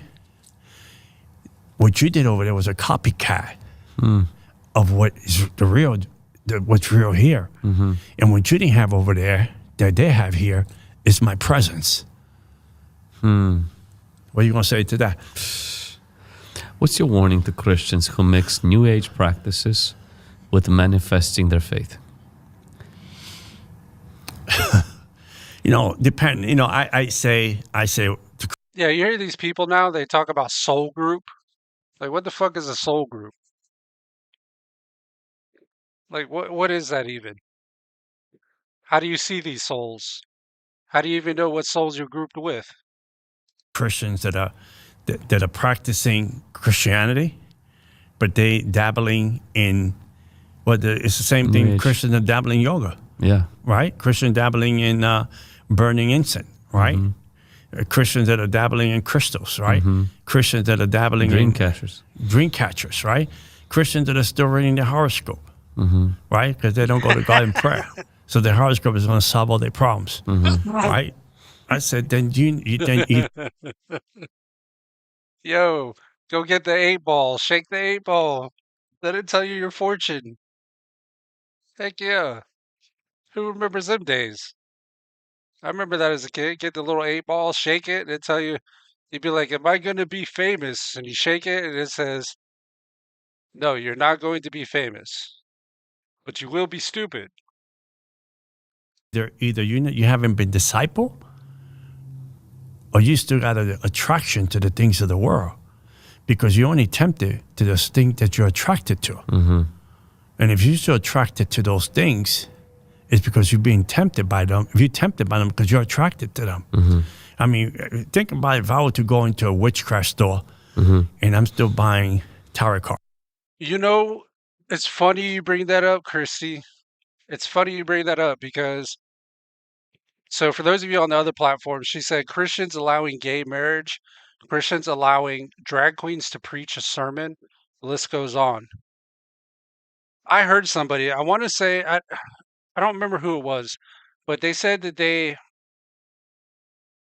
were Christian and they switched to Muslim because they said when you went to a Muslim country, you could feel God. He said there they don't mock God.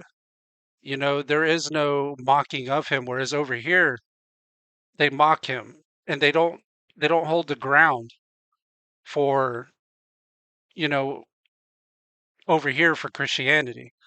Like they just let them mock them, you know, with because it says in the Bible, you know, it says gay marriage, you know, the LGBTQ, all that bullshit. I mean, it says right there in the Bible, you know, that any man that sleeps with another man should be stoned to death. That's what it says. I mean, you'd be mad at me if you want to. I'm not the one saying it. It's in the Bible.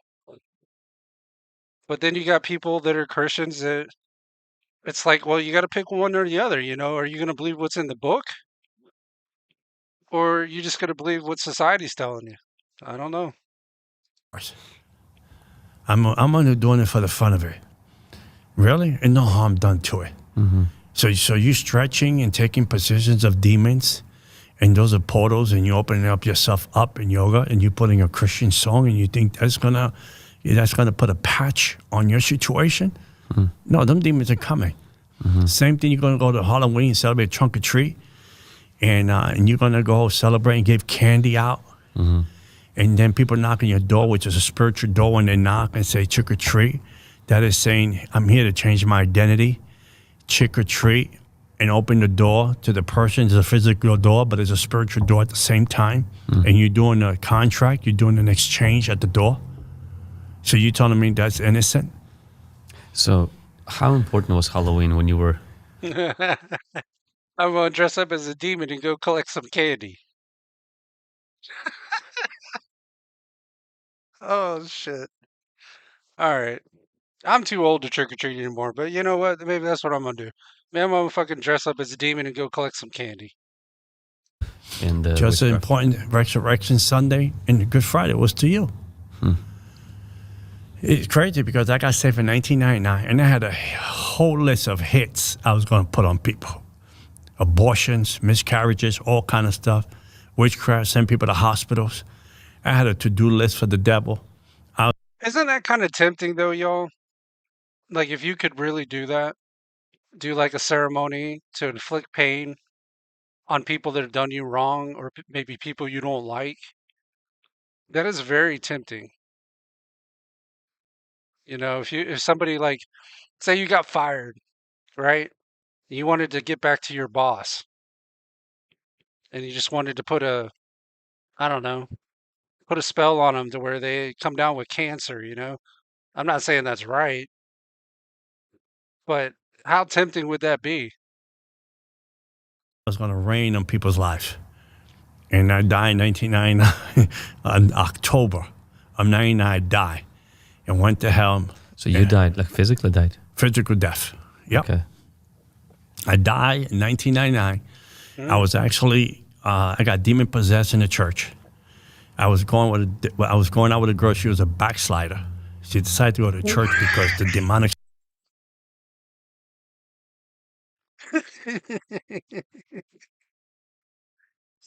She was a backslider. Okay. Well, what does that mean? A backslider.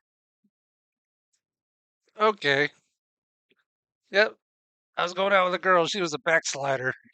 Stuff that I used to carry scared the crap out of her. She ran to church, gave her back, rededicated her life to the Lord, invited me to church, thinking that I was going to say yes. And I just went there because I just wanted to hang out with her. And I went to church and asked the devil permission. And the devil said, "They're weak people. Go. You got more power than they do." So I went there, I think the third time, I didn't ask the devil. So I got demon possessed. I was sitting down at a round table because the pastor was doing his preaching, and I hear the devil comes in. The devil come in the church. He stepped into the church right behind me, and I'm listening to the preaching. He said, "What are you doing here?" And I hear the voice, and I'm like, I try to ignore it. He said, "Didn't you hear what I said? What are you doing here?" And I try to ignore the voice. As clear as day. So the pastor decided to do an altar call in the middle of the service, like shocking. They usually do altar call in the end of the service. Yeah. So I said, I'm gonna go up there, and the devil's he's not gonna go up there because he's scared. So I went up. They had about 10, 11 people lined up. So I lined up last, second to last, because I was like, am I gonna get saved? I don't want to be saved anyway. But I go up there because the devil will leave. When I got up there, Pastor Black, the devil entered me. I grabbed the pastor by the throat. Oh, shit. I said all kind of profanity. And I picked him up in the air. He was turning purple. I know this is wrong, but was this in a Catholic church? Because we know what the Catholic priests like to do with little kids. So if he was picking up a Catholic priest and choking him, I don't know. I might approve of this. Purple. This guy weighed 230 pounds. One hand in the air, purple. People ran out of their seats, tried to grab my hand off his throat, and then he fell. And they took my hand off. And I realized that church had no power. Why would they run out of the seat and they didn't know how to rebuke? And then I used the authority of the Lord Jesus Christ. And I put him down, he dropped, and then they grabbed me. They said, say Jesus, say Jesus. I couldn't say Jesus because the devil shut my mouth. And in the end, I was able to say the word Jesus, and he left. Happened to me twice the following week. And I said, Dang, he was able to pick up a 230-pound dude with one hand. That's crazy. I'm going to go back to church. And then that week, I went to a club to recruit Christians, put witchcraft on Christians, and put witchcraft on people. Because all I have to tell the people, hey, how you doing? You like it out here? Music is going crazy. There you go. Go to the clubs to recruit Christians to become Satan worshippers. Right? Man, you see all those girls, they're fine, they're good-looking girls. Man, yeah. Because I sidetrack you with that. And then I would say, I got something to tell you about you. I know you. They say, you don't know me. I don't even know, you don't even know my name. You don't know me. He's like, yeah, I know you. He's like, you a skank. You look like a skank. You're wearing a whore's uniform. I know who you are. I know what you look like. They said, but yes, I do know you. They said, how you know me? I said, if you allow me to tell you how I know you, I will tell you. Really? Tell me. Open door. Do you give me permission to come in? You couldn't tell them until they allowed you? Give me permission to come into the spiritual space. I got my cord stuck. And then I would say something to them and hypnotize them and destroy their lives spiritually, dismantle them spiritually. So I would go to clubs and do that. That I was coming one night from the club, and the devil said to me, how much you love me, John? He was in the car with me. I can feel the presence of him in my car. I had a two-seater. I said, of course I love you. Wait, so you telling me that the devil is a skank from the club? Is that what he had in the passenger seat?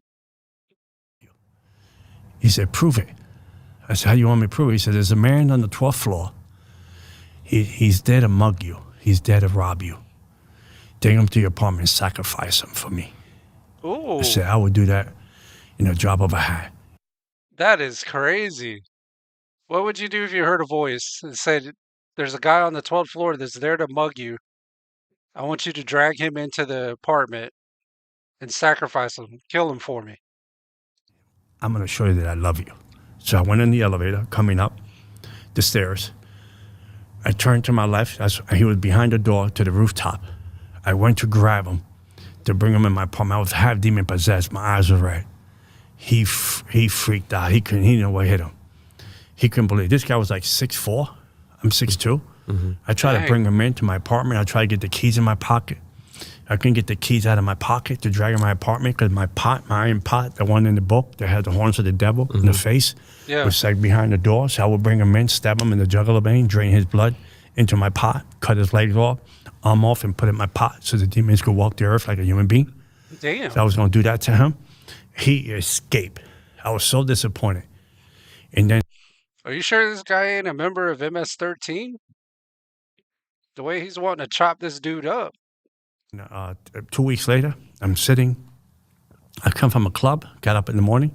I'm sitting, I'm watching Jerry Springer. And I'm watching Jerry Springer, and for the first time in 25 years, I hear the voice of God. Audibly, the voice of God. He said, my son, I'm coming soon. What are you going to do with your life? And I knew that was the voice of God. Because the voice of the devil sounds hollow, heavy, filthy, and dirty. Wow. The voice of the devil has no peace in it. It has no tranquility in it. And it has no definition in it, the voice of the devil. Just sounds hollow. So I turned around, I knew it was his voice. Because that voice had, when you stand by the brook of water, you could hear the brook. It sounded like that, like a brook of water. But inside the brook, it had an authority that could shake the universe. The authority of that voice would destroy the universe. It had that in it. So I turned around and I looked towards my apartment, and that wasn't Jerry speaking to me in the TV. So I looked to my apartment, and I saw the whole sky full of fire, and people running in my apartment trying to hide somewhere. This vision, and then it disappeared. So the backsliding girl. So I go to the parents' house. They're Christian for 27 years. Did you just say the backsliding girl again? They didn't know I was a devil worshiper. I would eat in the house and watch blockbusters. So put that one together. I think it was God hiding my identity so I could keep hanging out with them somehow. I'm not going to say they were not anointed. So I tell them, listen, I had this crazy vision. Yeah, Jerry Springer. Yeah, Christy. Jerry Springer, Maury Povich. You are not the father. Yeah, I love Maury, man. I ain't seen Maury in so long. God spoke to me. And he said, oh my God. They were like real religious people. You God speaking to you? God wants you to get saved? I said, you must be crazy. I ate the food, watched the blockbuster movie, I left. That week, it was October. I had a list on a brown piece of paper, people that were supposed to die, people I was supposed to send to hospital, people I was going to send to the cemetery, people I was going to send abortion, all kind of stuff. And I was preparing the ingredients. I had it all in my mind. That night I sat in my bed, and I felt like between two worlds. I felt like the devil was pulling me this way, and Jesus was pulling me this way. And I sat on the bed. Which road are you going to pick? I said, I don't know who you are. I don't want you. I don't want to be part of you. I don't want to be part of Christianity. You're weak. You got no power. Ooh, you're weak. You got no power. You're nobodies. People don't respect y'all. I said, I don't want to be a Christian. Leave me alone. I want to die a devil worshiper. That would be an honor to die as a warlock. I don't want nothing to do with you. Please leave me alone already. Stop bothering me. I'm talking to God. I said, stop bothering me. I said, I don't want nothing to do with you. You passed me by when I was 8 years old. You remember that? When I was in the schoolyard at 8 years old. And that pastor, that stupid pastor, he got off the stage. See, I think that's where a lot of people, and that's where I have issues as well, is especially like if you get these kids that are like molested or kids that are killed or you have like school shootings, it's like, it makes you think like, why would God allow something like that to happen? So it makes you question. It's really, I don't even know what the answer would be, but it makes you really think, because I'm like that. I'm like, why would he allow some shit like this? Pray for everybody in that schoolyard. And I felt your love. And he came up to me and he said, he passed me by. He looked at me like I was a nobody and passed me by. I went home to a broken home and you didn't want to put your hands on me. So you didn't love me. So leave me alone. I don't want. I don't know. I mean, if you're 8 years old, I don't think he should be putting his hands on you, should he? I don't know. That's a little iffy. Nothing to do with you. I'm the son of the devil. I love the devil, and I'll never serve you. And then I was passing away. And I said, but if you're bigger than my daddy, you show me tonight. If you're if you're bigger than my daddy. If you're bigger than my daddy. My daddy is bigger than your daddy. Do you think it's because God still holds a grudge when Eve ate the fruit in Eden? I don't know. I don't know. It's a good question. Man, die. Was in this train going hellbound. Faster than anything in the world. Was it a vision? A dream when No. you actually died? I was in this train. I died. I was complete dead upstairs. I just passed away. I was ended up in this train. The train was full of people, but you couldn't see the faces. You couldn't see the faces. You know they were going to hell. They were not, I wouldn't say hell. We were going somewhere. We weren't coming back. And then Jezebel was on the train. She was dressed up real sophisticated. Black hair, pale skin. She was on the inside the cabinet because you know how the train had a different cabin. We were there, right? So Jezebel was sitting there and said, "Traitor," in demonic tongue. I said, "What is she calling me? Traitor? I didn't do nothing wrong." So when the train hit hell, exploded. So when it hit exploded, so I walked off the train. The doors opened. The train was crippled. So I stepped out of the thing, and when I touched the ground in hell, it breathes like a person. Hell is alive. The ground in hell is nothing like up here. It breathes like a person. So when you step on it, you think you're stepping on a person's tummy. It breathes like a person. So I see my cousin in hell, and he's still alive on the earth. He's a witch doctor too. He's like, "Hey, cousin, what you doing down here? What you making over there on that fire over there? What you cooking for us, man?" He's a warlock. He got the ceremonies. So I said to him, "What are you doing here?" And he said, "I don't know, John." I said, "How'd you get out?" He said, "I don't know, John. I can't help you. Go that way." So I started running that way. And the tunnel, it was like a narrow tunnel. And I was running, and I'm running. Then out of nowhere, the fear wraps around you like a python. I mean, like a python wraps around you. I mean, it's like a straitjacket, but it's alive, though. It's not the fear here. You slip on ice or someone jumps out of the closet and spook you and shakes you for a little bit. No, it's the fear wraps around you like a person. And it squeezes you and torments you. So I'm running, I'm desperate, running, trying to find a door, window to get out. And as I stepped the ground, you can hear the ground breathing harder. And then when I got to a part of hell, the devil came out, elegant, dressed up like real elegant, like 1800s, elegant, pale skin, elegant. He said, what are you doing to me? I mean, I'm like, demonic tongues. I said, what do you mean what I'm doing to you? I knew the interpretation of demonic tongues in the demonic world. I said, what are you talking about? I don't know why I'm here. He said, you're going to leave me. I give you power. I loved you like my son. I show you the secrets of the kingdom. I show you the path of every demonic pathway of the kingdom. I gave you power. I show you how to live in the demonic world. I chose you over everybody, and you're going to leave me? I said, I'm not leaving you. I don't know why I'm here. So when he went to grab me, he said, I have to kill you. You give me no choice. You break my heart. He's like, I got to kill you, bitch. I'm sorry. You got to go. The devil can't love you. You're in the image of God. So when he went to grab me, crazy, he went to grab me. When he went to grab me, the wooden cross of Calvary came out. That same cross that Jesus hung high and wide, the same exact cross, with like this ancient big wooden cross, came out. I couldn't pull it out of my pockets. This big one cross, it was in the middle between me and the devil. So that's like intercession. So the devil touched it, dropped like nothing. So I took off deep into the portals of hell. And I couldn't even see the hand on my face. I knew I was just running. So I got to a part in hell, he came out again. But this time he came out with the horns, the wings, and all that. And his body was dirty. He had stains. He was dirty. He don't take showers. What the fuck's wrong with devil, man? Get it together. Take a bath. He fell from grace. He said, I have to kill you. You give me no choice.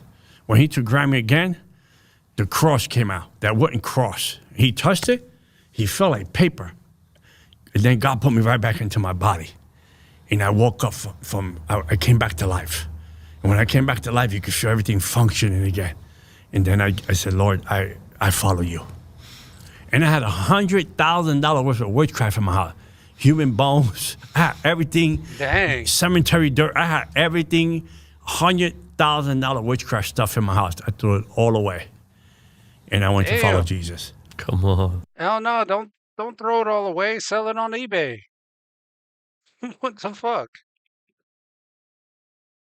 You know, sell it on eBay. Don't get rid of it. At least get your money back. I mean, come on. Wow. Never look back. But it wasn't easy first few months. Oh. You know, was there retaliation? Oh, it was hell on earth because all the witch doctors from Miami, Cuba, Haiti, and New York City got together and said, we have to kill him because he's going to tell all the secrets of the demonic kingdom. Man, I would sleep during the day. I'd sleep and stay up at night, and the demons would come. They would choke me, drive me out of my bed. I can feel ripping my body open and try to pull my soul out. Sometimes I would lay in the bed this way, and my door was on this side. You come into the bedroom. I would lay this way, and I hear stiletto shoes coming in. It was Jezebel. Dude, man, if they were actually touching me and like yanking me out of my bed and shit, I'd probably just be sitting up in a chair all night with a gun and just be fucking trying to shoot at whatever's coming. I don't know. I don't think I'd be laying down. I'd have my back to the wall somewhere and be watching. Because I had a contract with Jezebel. And she would come around the bed. She would lay on my bed. You could feel my bed go down. Oh, well, having a contract with Jezebel is bad enough as it is. I mean, Jezebel, she was a bitch anyways. Why would you have a contract with her? Nothing good comes from anybody named Jezebel. And then the bed turns to ice. And then she'll look over the shoulder like this all night, just breathing on me, looking down on me. And the fear would paralyze me. I couldn't even move. And I was a baby Christian. I did not pray. I would borrow other people's prayers that I heard in church that week. I would say, that person say this. And I would say Jesus. And then for 30 days. He's probably like, please, Jesus, Jezebel, I got a contract with her. She's got an STD. Help me, please. She's trying to put hands on me. Pure torment. I mean, we talk about pure torment. So, I mean, pulling my feet off the bed. Wow. I feel the hands clap and try to pull me up. I try to stay up, and my eyes, I'd be like this, and there was, I couldn't fall because I didn't want to fall asleep, and then they would come, and they would pull my feet, they would grab me, they would grab me from my chest up, and I felt my soul coming out, and I would hold my soul and put it back in. It was torment. And after 30 days, it was gone. Okay. And I didn't know why. And I would pray. I said, Lord, I give you my life. I throw everything away. I say yes to you. Why are you letting them abuse me like this? What's going on? Never answer. And then one day I stopped asking. So one day I heard the Lord tell me, you want to know why? I'm like, know why about what? Because I forgot. He said, why I allowed them to do that to you? I said, okay, why? He said, because I wanted to see how much you love me and trust me. They'll never touch you again. Wow. They never showed up, never touched me again. Did you ever end up going through deliverance and renouncing? Yeah, I got 2 deliverance. You know how I got my deliverance? I got 2 deliverance. My outer deliverance, wacky. Only God, right? People say, they talking about baptism. I was a young Christian. So I said, okay, I guess I want to do it. So they had about 75, 80 people get baptized that day. And we went to a baptism class a week later, and I baptized us. So I was Is there really anything to that baptism thing? Like I've always wondered. I always thought it was just more like a symbol thing, you know, like they dunk your head underwater. Is that really doing anything? Like, what's the difference between dunking your head in a pool and dunking it underwater at a church? It's the same thing, right? So what? I don't know. What's so special about it? Shy. I didn't want to. So I'd say I'll be the last one. So I figured last one, everybody leave. The place was packed. No one left. So I come out, and everybody's clapping. Oh, Demon Boy's getting baptized. Did they know your testimony? They knew my testimony. They couldn't believe it. They were all standing ovation. They couldn't believe it. I mean, they were clapping for the, they were happy. So I go into, they put me into the water. I go in. The hands of Jesus come into the water. Amazing. His hand. I saw the hand of Jesus Christ. Like I thought, if somebody was putting your head underwater, isn't that like drowning? Like, shouldn't that be like attempted murder? Big hands. It looked like it was so big. They went in and grabbed my body and ripped all the ceremonies out of my body. Wow. All the ceremonies came off. From the little boy all the way to the age 35. They all came off. Completely gone. See, if I got baptized, I'd have to have a talk with the people, whoever was doing it. Be like, hey, yo, if you hold my head under there more than like 3 seconds, we're gonna have a problem. I'm gonna come up swinging. And then a couple of weeks later, I'm sitting in discipleship class, right? And I'm sitting towards the back. Discipleship teacher said, we're going to go to Isaiah 53. And then we turned the page there, and he said, hey, John, would you like to read Isaiah 53? So I said, okay, I'll read it. So I started reading it. Halfway through, this incredible supernatural cry came over me. It wasn't even a normal cry. It was a weeping that came over me. It was a supernatural weeping. I was being healed from the inside out. That's how I got my deliverance. Wow. All the witchcraft came off, and the broken little boy that the father never loved, and all the tormenting that I went through, seeing my mom get beat up, and all the trauma, and all the hurt, and the pain, and the hatred I had towards my father, Isaiah 53 took care of it. And eventually, did your mom become a Christian? Yeah, my mom was Jehovah's Witness for 8 years. I used to chase the Jehovah's Witness. Oh, no. I'm not a fan of Jehovah's Witnesses, man. I hate when they come. You know, I like to, I know this is probably wrong. I like to fuck with them. You know, they come up to the door. Like, I remember this happened pretty recently. It was like 3 of them, 3 or 4 of them. They came up to the door and they're like, we wanted to tell you about the apostle, whatever the fuck. And I was like, and I told them, I said, I don't know, it was some apostle I'd never heard of, you know, because they believe in like, there's supposed to be 12 apostles. They believe there's like a 13th, right? I told them, I was like, well, have you heard about the 15th apostle? They're like, no. I was like, his name is Freeway Ricky. The looks on their face, they were like, one was trying not to laugh, and the other 2 were just looked like they were pissed off. They were like, say that again? I was like, Freeway Ricky. You ever heard of the 15th apostle named Freeway Ricky? They're like, no. I was like, oh, okay. But yeah, I like fucking with those people, man. I was witch doctor all over the neighborhood. They would never come up to the 12th floor because my door was full of animal blood. They would never knock on my door. And I would chase them from the banks and everything and put curses on them because I used to despise that my mom was Jehovah's Witness. And then my brother took my mom out to get Mother's Day dinner. And my mom was allergic to shrimp, she didn't know. And her esophagus closed. They brought her to the hospital. My mom almost died 5 times in one day. And none of the Jehovah's Witnesses came to pray for my mom. But the Christian, they bum rushed the hospital. Holy Spirit came into the hospital and touched my mom. And the pastor, Burke, thank God for him. He told my mom, that's when I choked. He told my mom, you want to receive Jesus? My mom said yes. Not even one Jehovah's Witness showed up. They were very evil people. Damn. I have a sister that went home with the Lord at 29. She was HIV because she was foster care. And my mom adopted her. And she was little. And my mom used to take her to the Kingdom Hall. And they knew she was HIV. Not my mom's fault. Her parents, her natural parents. She was born that way. Yeah. And they would say, she's sitting over there by herself. She's infected. We don't want her to sit with us. Treat my little sister that. Yeah, she got HIV. I don't want it either. Tell her to sit her ass over there.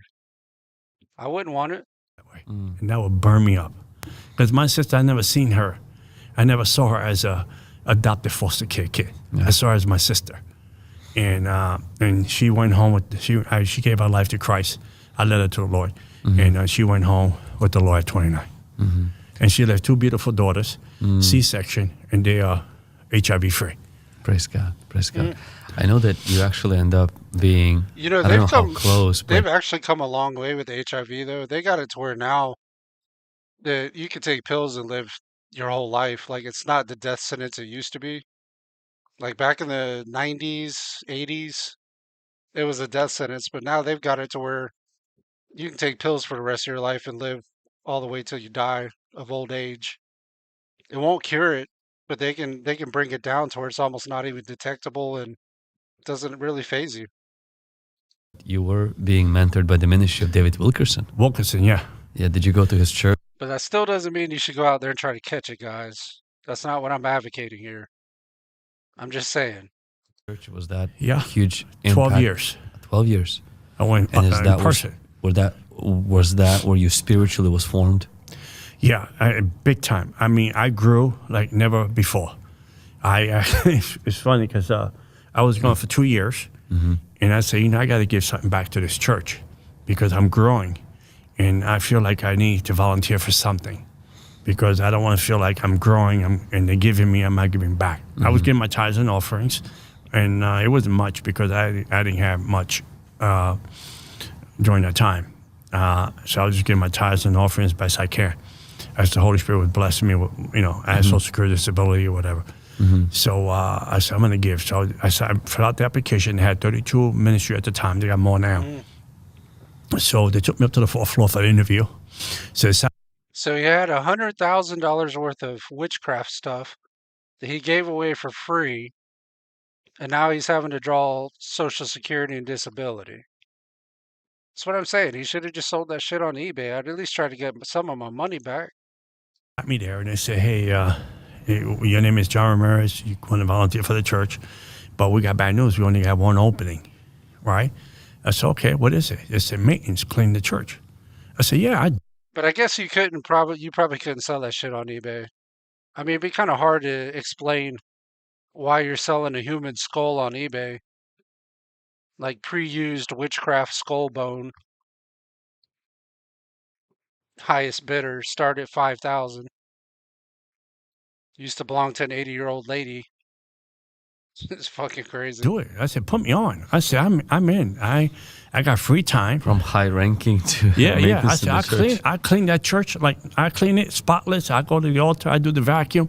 I clean it. I go to men's room, clean it. Whatever you need me to clean, sign me up. They said, how long you been saved? I said, I saved over 10 years. They said, you want to clean the church? I said, yeah, why not? What's wrong with cleaning God's house? I'm on. Well, you know what the price of gold right now? Because gold is at freaking 40. Last time I looked, it's like 4,200 something an ounce.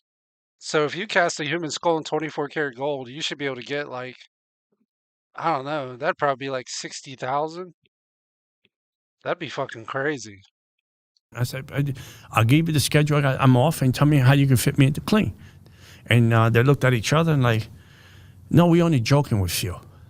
Yeah, I remember when gold was $300 an ounce. Now it's fucking $4,200 an ounce. I said, what do you mean joking with me? You brought me up here to play games with me? They said, no. We want to see if you're a prideful person. Because the next person before you, he was saved 5 years. He said he don't clean churches. I said, well, don't matter to me. They said, no, we're going to put you in security. We had something. Oh, that's great. That's great. I've been saved. I don't have to clean churches anymore. Yeah, I've been saved. I ain't got to clean this fucking church anymore. Jeez. already lined up for you. We just wanted to see if you were prideful. That was a test. That was a test. So that's okay, put me in security. I'll do that too, volunteer. So I volunteered security. Elder Bill at the time was, every elder had a couple of ministries under them, volunteer to take care of the church responsibility. So I met Elder Bill. He put me on. So one night, Elder Bill come up to me, like 2 months into the volunteer security. He said, hey, you want to walk David Wilkerson home? I said, yeah, I'll walk him home. No big deal. And because Wilkerson, one time he was walking home by himself, and a Muslim guy came up to him and said, are you David Wilkerson? He said, yeah. Spit him in the face. So they figured they wanted to put someone to help, the stuff like that don't happen. So I walked him home. And the rule was that if he doesn't speak to you, you don't speak to him. So, all right, I can handle that. I was nervous. I'm walking him home. And he said, what is your name? I said, John. And he said, okay. So he asked me, how long you been here? I said, I've been here all my life. You're talking about the church. So he said, you been in your church all your life? Yeah, I've been to this church my entire life. I was born here, raised here. I'm still here. I ain't moved out yet. I said, no, in New York. He said, I didn't ask you in New York. I asked him how long you been coming to Times Square Church. I said, oh, that's what you asked me. So I said, a couple of years now. And so we walked, and now he looked at me like, something wrong with this guy. So when we went out to the front of the building, I thought he was going to say, okay, goodbye, thank you for walking me. Man, it was a holy, you know what's crazy? Pastor, he looked at me with his blue eyes. I could see the Holy Spirit just came over him. And he said, I see Jesus in you. Wow. And he walked away, he went inside. Naked Cruz in the cross and the switchblade. Naked Cruz, and I had a Naked Cruz moment. Church, Church of Gangster. Oh shit! I'm about to go start my own church now. Church of Gangster. Come here and get saved. Get a free gun. Free 9mm for everybody that's saved.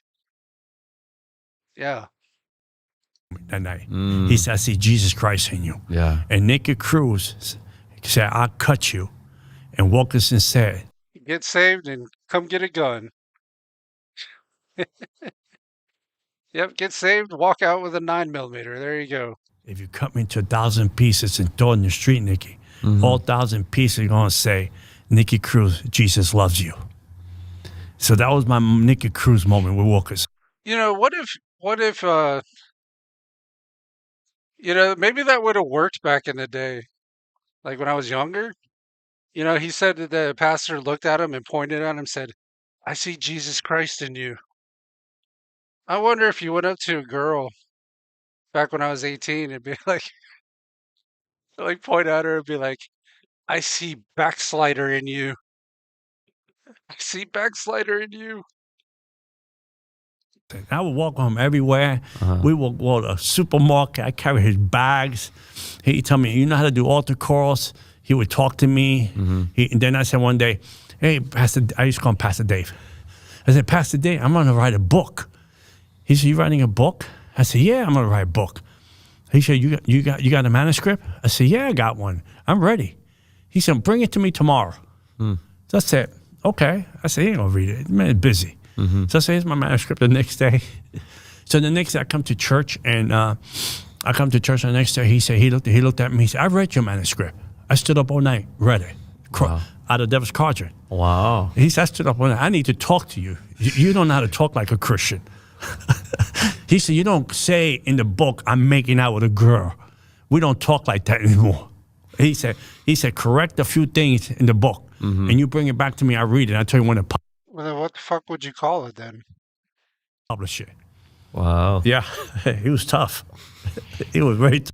Like, instead of saying I'm making out with a girl, like, what the fuck would you say? I'm putting hands on her. Yeah, you're not making out with her. You're putting hands on her. That's powerful. And you've wrote now many books. By the grace of God. Because I had A in gym and A in lunch. I'm not like you. You're an excellent author. I don't have that smarts. 10 books now. 10 books now. And I got to write an 11th book. And actually for Chosen, right? I haven't even started. I'm supposed to give it to them in January. Yeah, like how the fuck would you explain that anyways? I put hands on her. Trying to explain that to the cops. Be like, no, I didn't hit her. Like I put hands on her. We were making out. And you shared your story. Not only you shared your story, but you've challenged people to walk in righteousness and holiness, to resist the kingdom of darkness. You've been, one of the reasons why in hell, if Rebecca Weiss told me this, she said that you told her that Satan wanted to kill you Yeah, I was because praying he for said her. to other demons is that he knows too much and that he will expose. They're like, officer, you don't understand. I put hands on her, and she's a backslider. I had to put hands on her. She's a backslider. Come on. Those 12 different, I think, strategies or something that Satan uses or something. Rebecca told me, she's like, you need to ask him. You need to ask him what are those 12 things. I forgot to ask him. Okay, I don't remember what I said to her. I was nervous. Every time I get in them shows, I panicked. So she said this. She says, when he went to hell, the devil spoke to him and said that I destroy you. I'll destroy you because you have a secret knowledge of how to entrap people through culture, music, TV, fashion. Like 10 or 12 different things. Culture, fashion. Because culture is like, culture would be, my mother used to do it, my grandfather used to do it, my uncle used to do it. We light candles, they light candles. We did flower, they did flower. Fashion. So if you light candles, does that mean you're into witchcraft? Is that like the thing now? Is that why nobody lights candles anymore? I don't know anybody lights candles anymore, to be honest. Clothes you wear, identify your identity. So John, you're putting your life on the risk every single time you're speaking about that part of your life. Have you had, was that warfare ever stopped? No. Or in some way, do you still feel certain attacks because you're speaking out, because you're exposing the kingdom of darkness? Has it been all the time? Everything that's close to me is under fire, right? Even when my daughter left college. That's not a statement I would make. That's not a statement I would make in public on YouTube. Everything near me is under fire. I don't know. You might want to take that one back, dude. That's not a statement I would be making. They brainwashed her. She became an atheist. Wow. She was brainwashed. She was a psychology major. She graduated, got a bachelor's and all that stuff. Brainwashed. And then my daughter was going to a dark depression after that. And about 2 years ago, my daughter would call me out of nowhere. And she would say, Dad, I'm going to commit suicide today.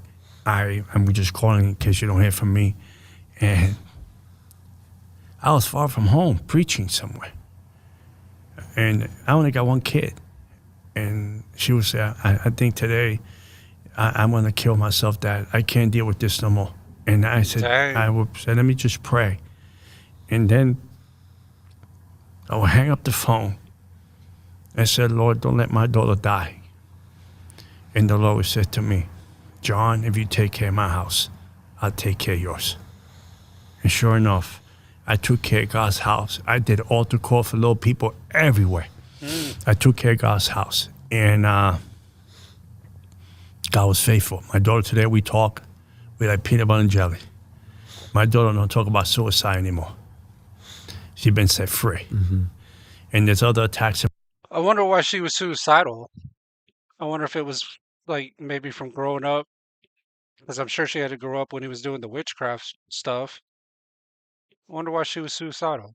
My life. I talked to you about it today. Yeah, and if you don't mind even sharing, because in the beginning you shared at 8 years of age. And who knows? Who knows? Maybe since he was not worshiping the devil anymore and changing to God, maybe the devil was going after his daughter because now she was the weak one. He's like, okay, you're going to betray me. I'm going to kill your kid. You never know. Your mom took you to this place. Yeah. And I think my mom's took me. I don't blame her because my mom was a yes person. Yeah. She was under bondage of my dad's abuse and my aunts, his family. So it's my mom. I don't remember how many times she said no. Yeah. And then they made a contract. And you mentioned how already you've been walking in freedom, and one of your pastors challenged you.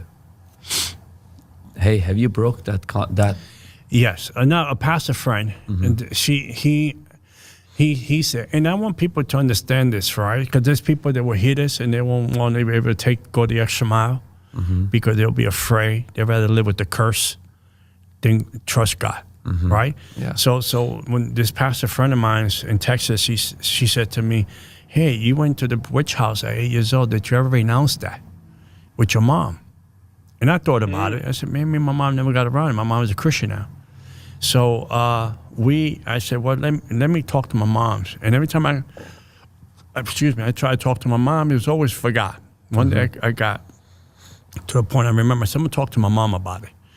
And then I told my mom, hey, you remember when you took me to the witch house? And I'm not blaming you for that. Yeah. I told my mom, I said, we never renounced it. You want to renounce it? My mom said, yeah, let's renounce it. Let's renounce it. So we went to the renunciation. I brought my mom to the renunciation. I asked her forgive her. Brought her to renunciation. And Well, the only renunciation that I would be satisfied with is if we went and burned that bitch down. That would be renouncing for me. Let's go back. Is that house still there? Let's go burn that bitch down. sometime later, my eyes got attacked. In 2023-24, I got the worst attack in my eyes. 2 major cornea semi-transplant, and my mom got stomach cancer. So am I going to say this is the backlash? Possibility was the backlash of the breaking the curse. And in January this year, my mom went home with the Lord, right? We didn't lose the fight. And just because I lost my eyesight for 1 year, it took almost 1 year to really get my eyesight back where I'm at today, right? And my mom's not here. So people, Christians hear that and say, oh, I'm not going to renounce nothing. I'd rather stay with the curse. Then you're not living for God. Yeah. Because hell or high water, I'm gonna live for God, regardless of what I go through. Paul went to his challenges. How hard was it for you when you left being high-ranking warlock? I mean, you didn't make any more money from that. I was lonely. It's crazy because it's God. What is lonely? He didn't say lonely. He said lonely. What is lonely? Sometimes we as pastors, and I'm going to interrupt you for just a second. We as pastors would tell people, come to Jesus and your life will get better. For you in the beginning, it didn't get for better. years. For years, I didn't see. I know how to take a $20 bill and use it and stretch it for almost 3 weeks and eat pizza. And then I used to go to a Chinese place and get in New York. Hey, I think we've all been there. I've been there. Have to eat ramen noodles and hot dogs all the time. Hell yeah. City before 4 o'clock, the Chinese special, and get all the rice and chicken wings for $5. I know how to work a 20 for a long time. Going from a high-ranking person. For high-ranking, I was going to nice restaurants. I used to drink. I was drinking, Pastor Blatt. I was drinking $35,000 to $4,000 a month in liquor in the best club, the best lounge in New York City with demonic money. And I was dating the best strippers, hanging out with them. Not even sex. I didn't sex around when I was in the demonic world because I had a fear of AIDS. Yeah, he had a fear of catching the hypergonosyphilades. And I would say, if I get AIDS, I can't walk my daughter down the aisle. So that kept me from sleeping around because I love my daughter. In my demonic ways, in my diabolical ways, my daughter was my trophy. My daughter was my prize. If you mess with my daughter, I will bury you in witchcraft. She was my prize. She was my trophy. I said, who's going to... You mess with my daughter, man, I'm probably going to be in prison. For sure. Walking down the aisle if I'm not here. So there was times girls would say, I'm a beautiful woman. I dance in the best strip clubs, and you don't want to sleep with me? You must be gay. I said, I'm not gay. I said, you're just too easy to sleep with.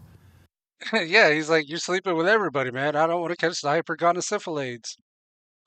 Yeah, you're too easy. Get the hell out of here. You're a stripper.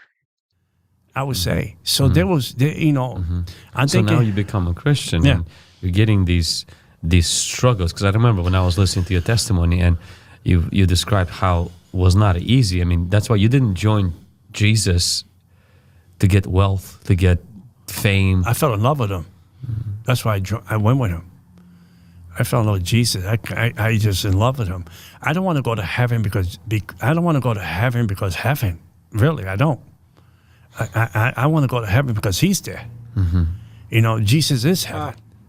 You know, the reason you can't call hell heaven because it's the absence of God. So I'm in love with Jesus. I go through whatever I have to go through, the pain, to hurt. No. So it's like all combined. So hypergonosyphilades. Hurt, to agonies, getting on planes, one plane to another. You know, I want one day that God will say, I don't want God to say, John Ramirez, I picked you and you disappointed me. That I picked you. No, I want God to. Yeah, so it's like all of them combined into one. It's like instead of syphilis, gonorrhea, AIDS, hypergonosyphilades. I guess you could call it like the super STD. Rejoice that he picked me. That I wasn't a disappointment. You know, in March 11, 2019, I died in my apartment again.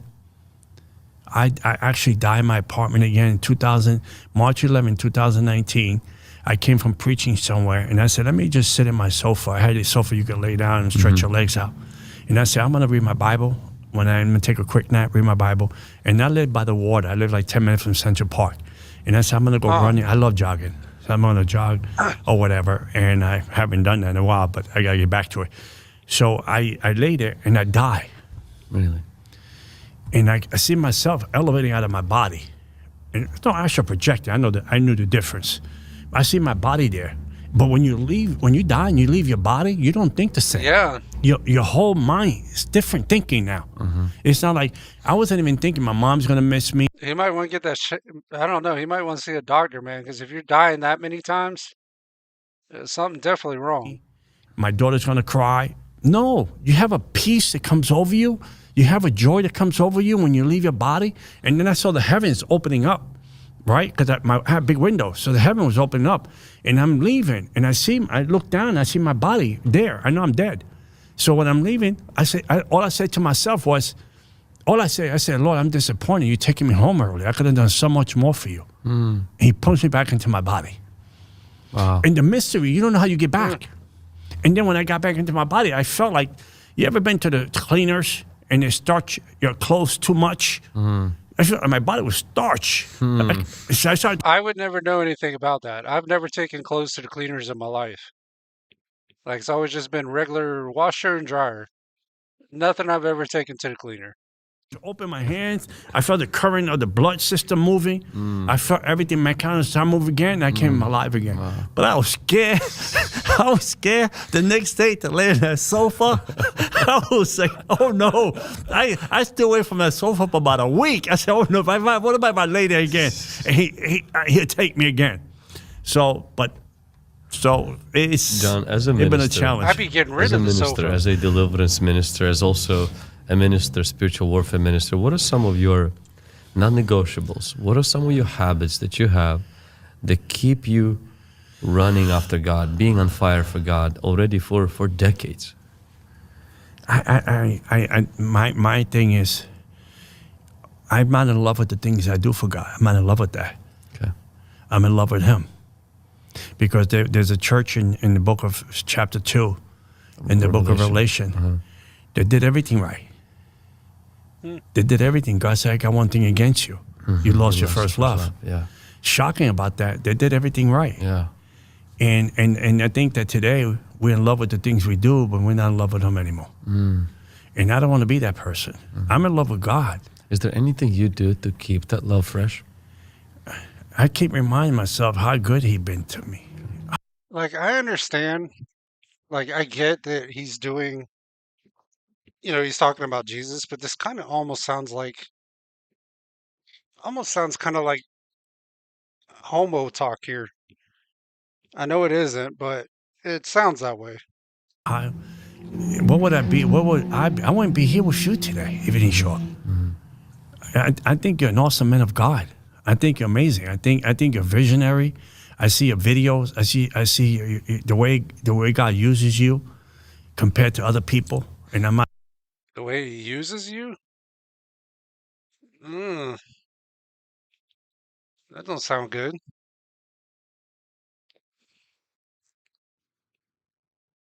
Yeah, I mean, I know he's not being homo, but it sounds kind of homo, you know? Not saying that something wrong with them. I'm just saying there's just a uniqueness, and the anointing you carry. I see the calling in your life. I see the providence of God in your life through your videos. I have discernment. I can see things. I can distinguish what's real, what's not. And I see that in you. I see the realness of who you are in God. I think that you don't do books because you want to do books. I don't think you do ministry, you want to do ministry. I think you do ministry because you're in love with the Lord Jesus. I think that's the only reason you do it. I don't think you do it for anything. I think you owe God everything. He owes you nothing. And that's the reason you do it. That's the reason I do it. But there's not many of us out there that think that way or want to feel that way. And that's the only reason I do it. So I remind... Well, no, because everybody anymore is pretty much, what can you do for me? It's the way everybody is anymore. It's what's in it for me? What do I get? I can get in my car this morning because God gave me back my eyesight. You know, in 97, I was still a witch doctor, and I took a sabbatical from witchcraft, and the devil took my eyesight for 1 year. What the fuck is a witch doctor? Like, is that a dude that like heals all the other worshippers when they get fucking when they get fucking injured from a Christian or something? You got the witch doctor, kind of like a battlefield. That's fucking crazy. Really? Yeah, and I had surgery, and I was blind for 1 year in 97 because I wanted a sabbatical because I wanted to be a real father to my daughter. And then a year later, my eyesight come back after a major surgery. I had retina detachment. They put a buckle.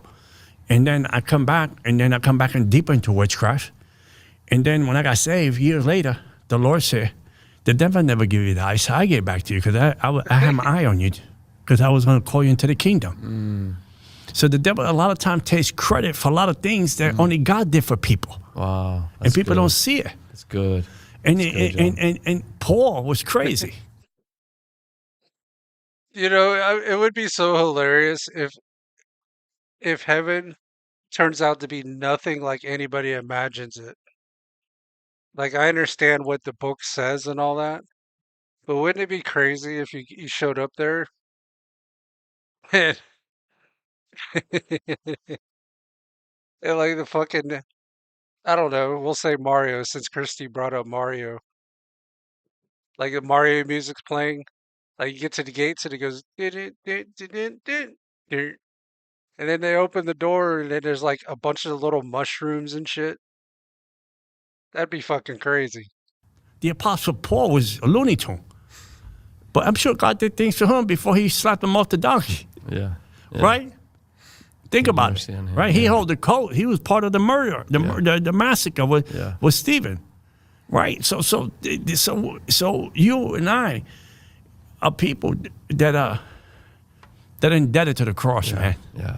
He sends the rain on the righteous and unrighteous. Yeah, he He's does. faithful. And that's He's what good. happened to me. And then years later, I'm giving the devil all this credit because I went deep into witchcraft. I did more ceremony. I sold my soul to the devil. And I'm saying, I'm doing this. I'm gonna put hits on people if the devil wants me to. I'm gonna sleep. Yeah, what if we get there and it's Steve Harvey?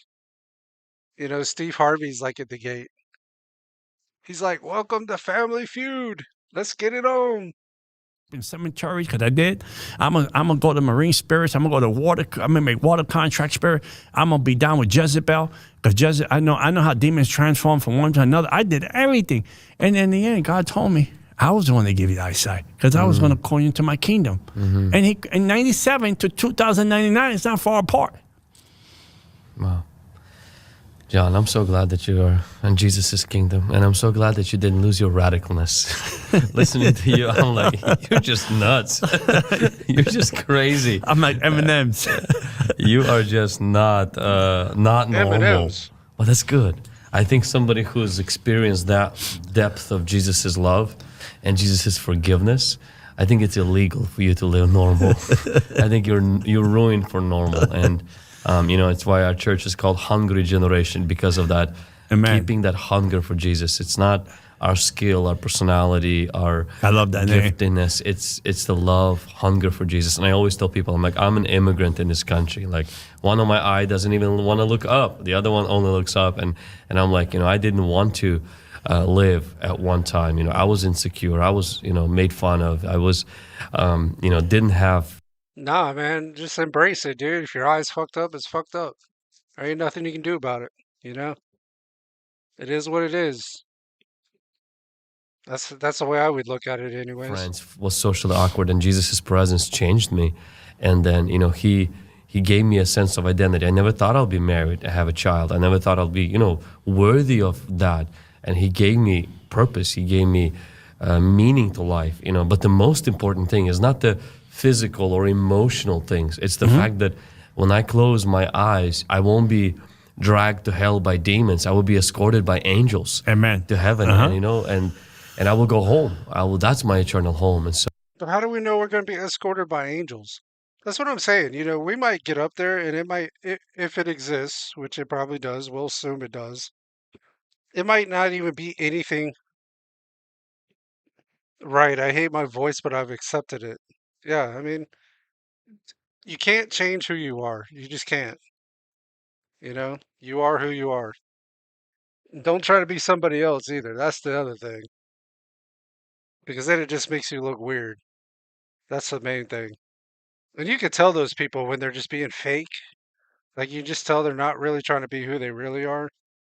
I don't know. But yeah, man, if we get up there, who's to say it's even going to be anything like what we imagine? We could get up there and it'd be like, what if we got the shit backwards? What if we got the shit backwards? What if you go up there and that's hell and heaven's down there? We don't know. Maybe heaven's on a different planet. There's different galaxies that we haven't even explored that have other planets. Maybe heaven's just another planet, for all we know. Should use a voice mod? A voice mod. No, well, no. No, I don't think your voice is that bad. No, now if you sounded like a dude, then I would say, yeah, probably. You would need a voice mod for sure. Like, like if you sounded like me, yeah, then there might be an issue. So, and that is really what we live for. And I love how you highlighted that after, decades of ministry, you're a very famous person. You're also a very powerful author. You're a powerful speaker. You're very known. Any interviews you do, they reach millions of people. Yet your biggest desire is not to be in love with the work you do for God, but to be in love with the God of the work you're doing for. So Amen. It's very, very encouraging. And John, would you look at that camera right now and speak to somebody who doesn't know Jesus? Would you tell them about the Lord and lead them to prayer of salvation? Speak to us. I just want to say to people in the camera, behind the camera, when you listen to a day from now, a week, a month from now, man, you try everything. Even atheist people, you try everything. You try drinking, you try to drown your pain. Now, see, I don't believe in the atheist thing. I think that's where it gets dangerous. Like, I think it's better for you, even if you don't believe in Christianity, I think it's better for you to believe in something than to believe in nothing. Because I think it's when the people that don't believe in anything, those are the ones that are doing the school shootings and all the crazy shit. Pills, whatever you try, whatever you're going through, trauma, maybe you lost a mom like I did January. I lost my mom in January, and I jumped on the hearse, and the guy said, "You're going to get me fire?" I said, "Well, I get your job. Don't worry about it." And I jumped on the hearse, and I spoke in tongues all the way to the cemetery. I thought my mom was going to have a resurrection moment because that's how much I love my mom. And maybe you lost a loved one. Maybe you lost a job. You lost a career. You lost a marriage. But God is not done with you, because God has a plan and a purpose for you. Listen, you were in eternity past, and God gave you a birthday, send you into time. Don't waste your time because you'll never get it back.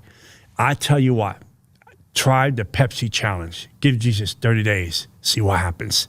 So I just want to pray for you and say, all you have to say, Lord Jesus. You don't even have to be fancy. You don't have to have a PhD. All you have to say, Lord Jesus, come into my heart. Forgive me for my sins. Be my Lord and Savior. Here's the pen of my story. Write my story.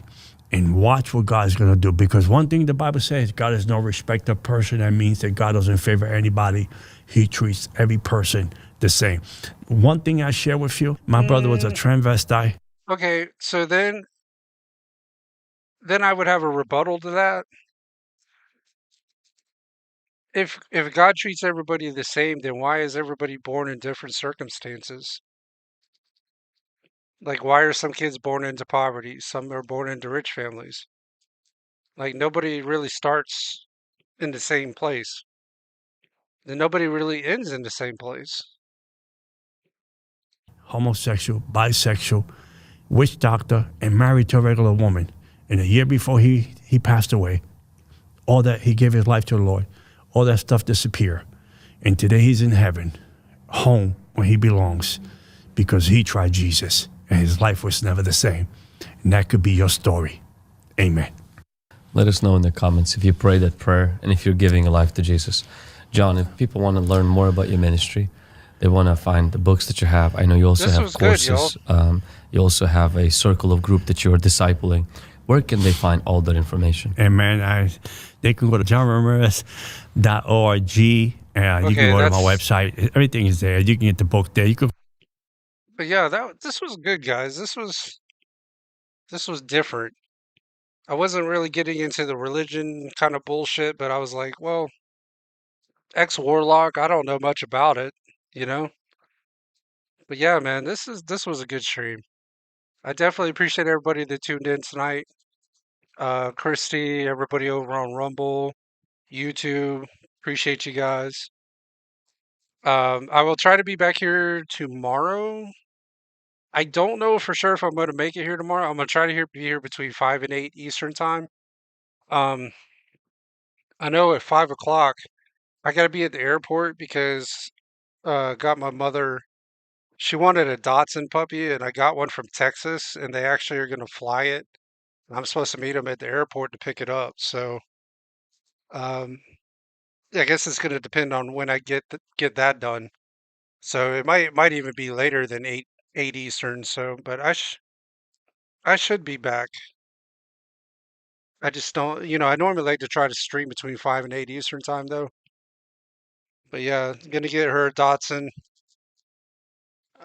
She had two Dotsons. One was they passed away several years ago, but one was 12 years old and one was 16 years old. It was either 16 or 17. Like it lived a long time. Like it was deaf and it was blind, but it knew where to go to the bathroom and it knew where its food and water bowl was. That's about like all it knew. But yeah, get her a new one. But yeah, I appreciate you guys tuning in tonight, man. If y'all want to hang out with me, jam out to some metal for a little bit, you're more than welcome to. I'll be back here behind the scenes. I won't be away from the computer. I'll be working on shit as it's playing. But I appreciate you guys tuning in, and I'll definitely be here tomorrow, sometime. I can't say exactly when, but I'll be back here tomorrow. Yeah, appreciate it, Christy. But anyways, I'm gonna sign off. Take care, y'all. I'll see you guys tomorrow. Take care, y'all.